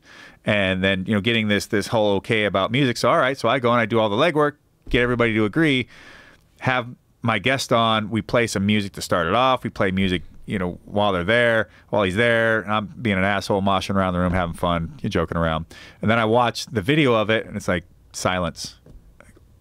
The fuck? I'm just stomping around a room to silence. What the hell's going on? Oh, yeah, legal wouldn't clear the music. I'm like, well, why the fuck are we dealing with this now when I asked you before we even did podcast 1? Before we even did the first episode, why did we not get that out of the way? Because you told me we didn't need it. And it's just like shit like that. And so we're now like, look, we're not even doing it for money right now. We're just doing it to establish a relationship. And this is already going fucking sour. Let me stop you. Why are you doing it with a person, like a network? Why do you do it with Fox? Because they came to me. But you could do it on your own. They came to me. Listen, all you need is that phone right there and a microphone that plugs into it. It's like, they have these things. Like, here's. I use this one for a podcast that I did recently. It is not an endorsement. I'm just, for anybody who's listening to this, it's simple. This microphone right here, no endorsement. I don't have to say the name of it, but okay, it's a Blue, all right? Okay. This microphone works on a cord that plugs directly into your phone. You just set that bitch up like that. You stick this in, bang, stick that in your phone, press record. It's that simple. And I've done actual podcasts that millions of people listen to with this thing that sits in my hand. I close that bitch up like that, put it back in this little bag, stick it in my laptop, take it anywhere you go. It works on USB. It takes no energy. It's super easy to do. And then you just have to upload that somewhere. And you could figure out how to edit simple stuff like that, audio stuff. You're not talking about like making records. You're talking about editing a simple audio file. Right, you can figure out how to do that on your own. Well, and I hear you there. I also realized that for me doing a podcast meant it had to be like the amount of effort I was going to put into it was going to be equal to the kind of product I wanted. So I started. Yeah, but don't get confused about this. Right. No, I hear you there. Like this is just I hear you there. The effort is in your mind and in your thoughts and what you're trying to put out there. And that's you're really good at that is what I'm saying. That you don't need some network. You just need an account with like Libsyn or one of these podcast hosts. They upload it to iTunes. That's it. You're done. People find out about it. They like it. They get addicted to it. They start downloading it more and more. You're really good at this. So to get connected to something like Fox and have someone who's non-motivated. Sure. Well, they came to me and it sounded like, all right, well, we could probably monetize this in some way. And was this during the Fighter and the Kid days? Early. Yeah. See, they thought that they were doing something. And then now they've completely changed their tune. They've decided the only people that they're investing their time in now are people that they have exclusive relationships with. Their thoughts about the Fighter and the Kid were, and Brendan shared them with me, some article that they were talking about him in, where the Fighter and the Kid, they feel like rode on the Fox name and then became really popular and then made it. It's a delusional perspective. Sure. I mean, they don't understand what happened. What happened is there's an entertaining show, and two guys are really good, and then another entertaining show like mine has them on, and then millions of people find out about it, and then they go on other entertaining shows, like whether it is fucking Jason Ellis or whether it's whatever they're doing. Yeah. And then this build-up, the same thing that happened to Tom Segura and Christina Pazitsky and Bert Kreischer and all these popular podcasts. People find out about them and they're good. Has nothing to do with Fox. Zero. All they did was host it. At the end of the day, I mean, Fox isn't the one creating the content. Fox isn't the one that has the ideas. Fox isn't the one cracking the jokes, or telling the stories, or doesn't hurt being connected to Fox. Of course not. It's definitely legitimate. Right. But it it's sounded not what good. they think it is. And I even said stuff like, "Hey, I want to have whatever I want on this podcast." No problem. I go, no. I want to have whatever I want on this pod. I want to talk about anything. No problem. There's this episode, Pussy Farts with Josh Barnett. Pussy Farts with Josh Barnett. If that's where we wanted to go with it. But one of the things I said to him, I go, hey, I want to talk about the fucking insane Nazi occult division. I want to talk about all that crazy shit that they did. And I found this guy who's an expert, and we can talk about all the weird stuff. Occult division? Yeah, they had an occult division. Who's they? The Nazis. Oh, okay. You said an extreme Nazi cult. No. I said the extreme crazy shit of the Nazi occult division. How they would go around trying to find the Spear of Destiny or the Ark of the Covenant and all these. They did a lot of nutty shit like that. Right. I mean, that's why we have Raiders of the Lost Ark and all the really cool movies. Who'd you have on to talk about that? I didn't, because I go, I'm going to bring this guy on to talk about this stuff. And they're like, can't have Nazis on. I go, I don't, no, I'm not, I don't want, I'm not talking about Nazis. I'm not, he isn't a Nazi. You can't even I'm talk talking about history. Nazis? Like, you couldn't have a history professor who maybe wrote a book on Hitler come on and talk about Nazis? Oh, yeah. So you don't need them. You don't need them. Well, this was years ago. And so after that was like, all this stuff was adding up. And I'm like, fuck, man, this sucks. It's not even their fault, man. They're stuck in this old way. And they think this old, which works for television shows. Their old way works great for television shows. They control the advertising, they secure the talent. I don't know how much the show, they produce it. Was Fox itself. I don't know if like the machine Fox was really paying that much attention. I think it was really just the main dude who was above, who was in charge of this shit, who was fucking it up and didn't want to put the effort in and didn't want to, and it got to the point that the last podcast I did, they didn't even put the video portion up. It took them weeks to. It's just like, wow, okay, I guess. So you don't have any contract with them? None. I never did. Do it on your own. Yeah, I could still. People still hit me up and go, hey, we'd like you. We'd love it if you do a podcast again. I'm just like, just do it. Just do it. Dude, you're really good at this. It's easy for you. People are going to get mad at me. They're like, God damn it, Joe Rogan, you're always trying to get people to do podcasts. I would listen to your podcast. If you had a podcast, I'd listen to it. That's all I'm saying, dude. I have lots of things to talk about. You but do. I do like to talk to a broad variety of people. I love the fact that you're bringing on guys like Jordan Peterson or Sam Harris or Godsod, interesting guys to talk about interesting stuff. I'm and to trying hear to different balance ideas. it out or as even much the as fact possible. that getting into scraps with Crowder over here, which I'm like, oh, that's hilarious. Yeah, well, I like Crowder. I mean, I think I don't some know of his him. ideas are silly. I see him as like an aggregator or aggravator.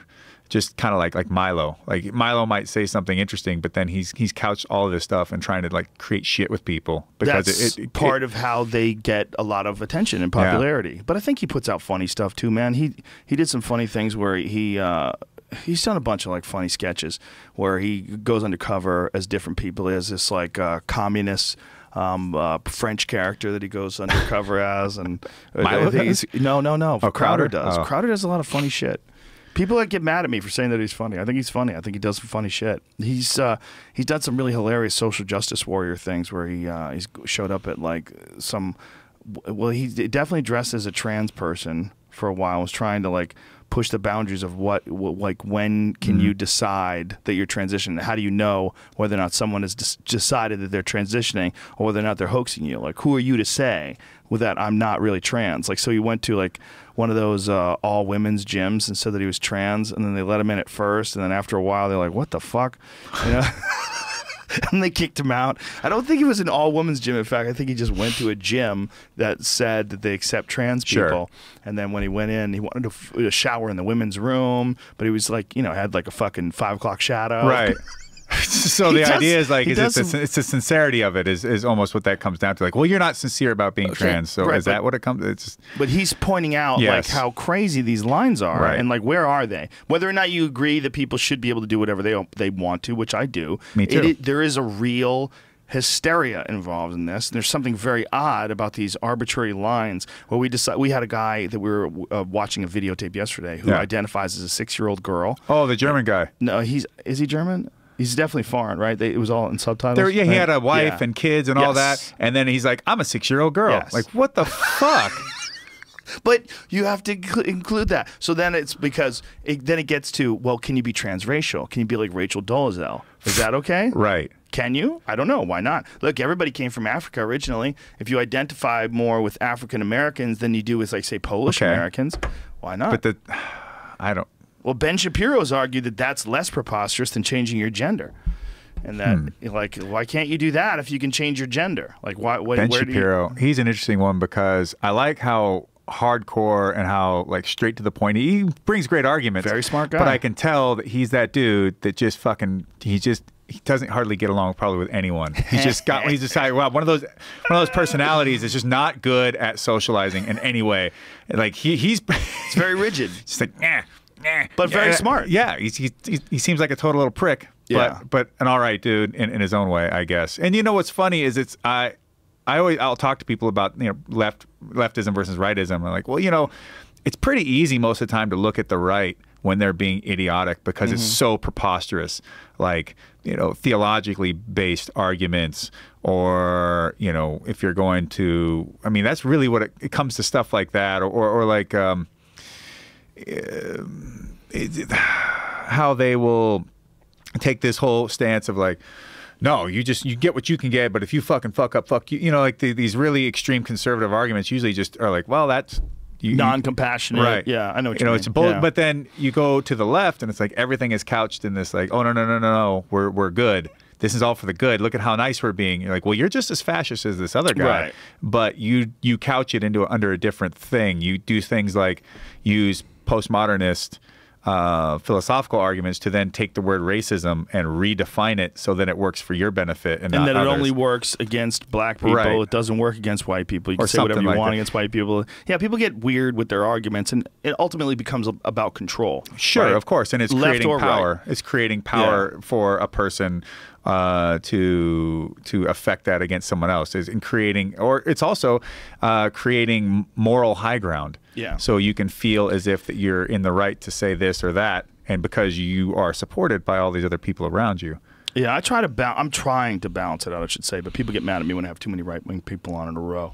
They start thinking, like, I've been accused of being like Fox News. I'm like, come on, man, I have lefties on all the time. You're just not paying attention. Whether it's Julie Kedzie or Abby Martin or what is it? Pete Holmes is a super lefty. Judd Apatow's a super lefty. He was on last week. I try to have as many lefties on as possible, but they don't get mad at that. They only get mad when I have like super righties on.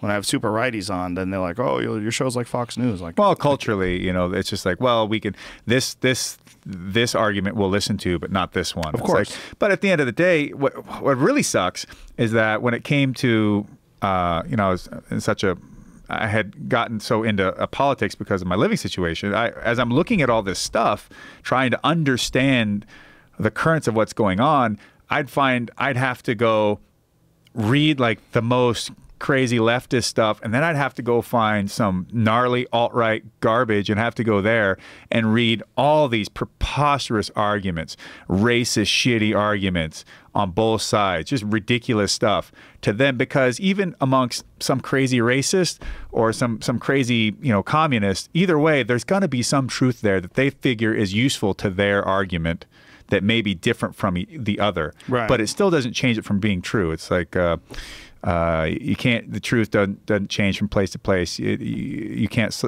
change it anymore, and you can salt. Said by Cormac McCarthy. And it's like, well, I have to now go outside of this because I can't find any one news source that's going to be completely honest with me. So then I have to look in all these places and then try to piece this whole story together based on what truth I can find. And honestly, it got to be so tiring. And reading just crazy shit on each side and having to, it's just like, well, some of this stuff is just so fucking fucked up. And it's not like I needed a trigger warning or something like that, but it just gets tiring. And also think like people coming up with like racial IQ things, trying to create some idea there. And I'm like, oh, fuck, man, people believe this. It's like trying to navigate flat earth shit and stuff like that and go, come on. I hear it the first time I read it, I'm like, okay, yeah, whatever. You just don't get it. But then when I see that there's even some small amount of traction, it's just fucking disappointing. It's very disappointing. Yeah, well, it's too easy to get by today, and there's a lot of dummies that have gotten by. That's right. That's one of my arguments, is that this is the softest, easiest fucking way of living we have ever had. Now, I understand there are difficulties, but even our poor are still more wealthy than like the 90% of the world or something like that. It's crazy. Yeah, if you make more than $34,000 a year, you are in the top 1% of the world. Yeah, and we don't see it that way. No, we're too busy thinking about what we don't have, or what we should have, or how we deserve more than this person or that person, or how, if you want to argue about the difficulty it is to buy a home nowadays, I'm totally willing to listen. If you want to argue about the the shady aspects of banks, I'm there with you. You know what I mean? Yeah. But if you just want to start trying to cut me down into some specific class and to minimize me and then devalue my opinion or who I am, it's just like, I'm not going to. I understand the biological potential for tribalism and the fear of the thing that is the unknown being maybe too much of a risk. So if you look at wild animals, they don't really get into fights all that much if they can help it, because the risk of being injured, maimed, or dead potentially is just too much. So most of the time they get into their little scraps and they disperse, right? And if you're a full-on alpha, you normally don't get into any fucking fights whatsoever. It's the betas always trying to like peck their way up and maybe eventually find an alpha that they might perceive having a weakness. But once they finally get to that point that they're going to really fucking full-on fight, it means everything, because everything is at risk. Well, you know, you look at some cave people, it's probably the same way. The first time, you know, one group sees someone that looks completely different from them, they're like, oh, what the fuck is that? Can I risk it?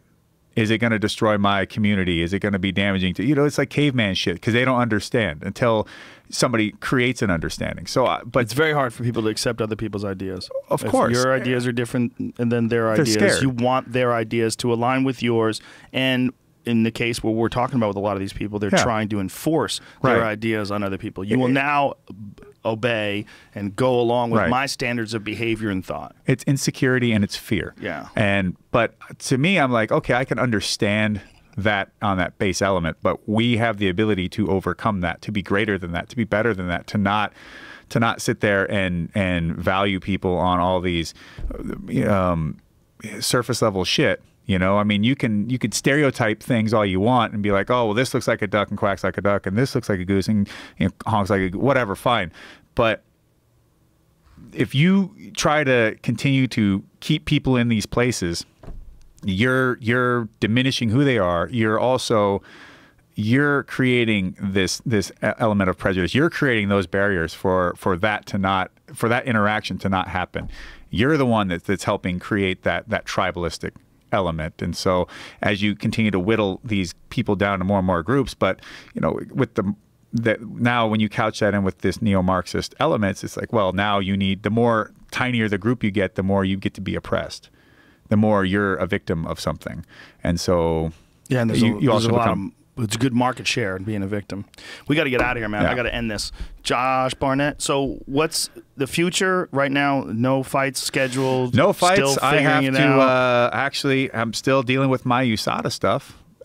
We have, to my understanding, what my manager's been saying is that USADA to completely satisfied with understanding that that this supplement that I took was tainted. And they even went out, and after they tested the one that I gave them, they went out and bought a whole brand new bottle, unopened, tested that one, again, laced with the same shit. And they had already, you know, they had tested me not even that much in between, or they had tested me in between, like, or there was barely any time in between tests anyways. So my manager's telling me that the guy at the lab is going, well, this is such a negligible amount that it looks like you've been, whatever you took was tainted in the first place.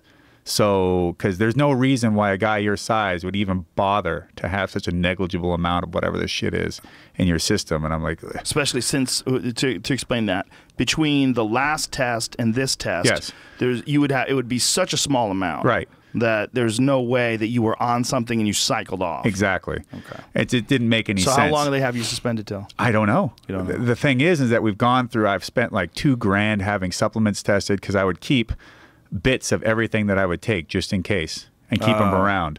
And Jesus Christ. Well, it's you know, this was a brand I'd taken before. This was a supplement that had been an ingredient in other stuff that I've never had a problem with. You know, I always would check everything against that Globo-Dro thing. I would do all their steps about cross-reference this, that, and the other. Always okay. You know, making sure that I'm always on not towing the line, but being up front on this and doing what they said to. And then, you know, all right, so I got some bullshit and something I didn't expect. So, all right, we test it.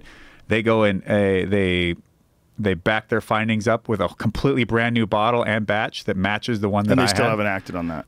And now I'm still waiting, but I'm still suspended, but I don't understand, you know, what more could I do? Right. You know what I mean? Right. All right, dude. Josh L. Barnett on Twitter And Instagram. Yeah. Yeah. Thanks, brother. This was fun. I love Always being is. here. You're going to do another podcast. You're going to start the War Machine Chronicles. War Coming Machine. soon. I mean, War Machine. Did I say that? Oh. I didn't mean that.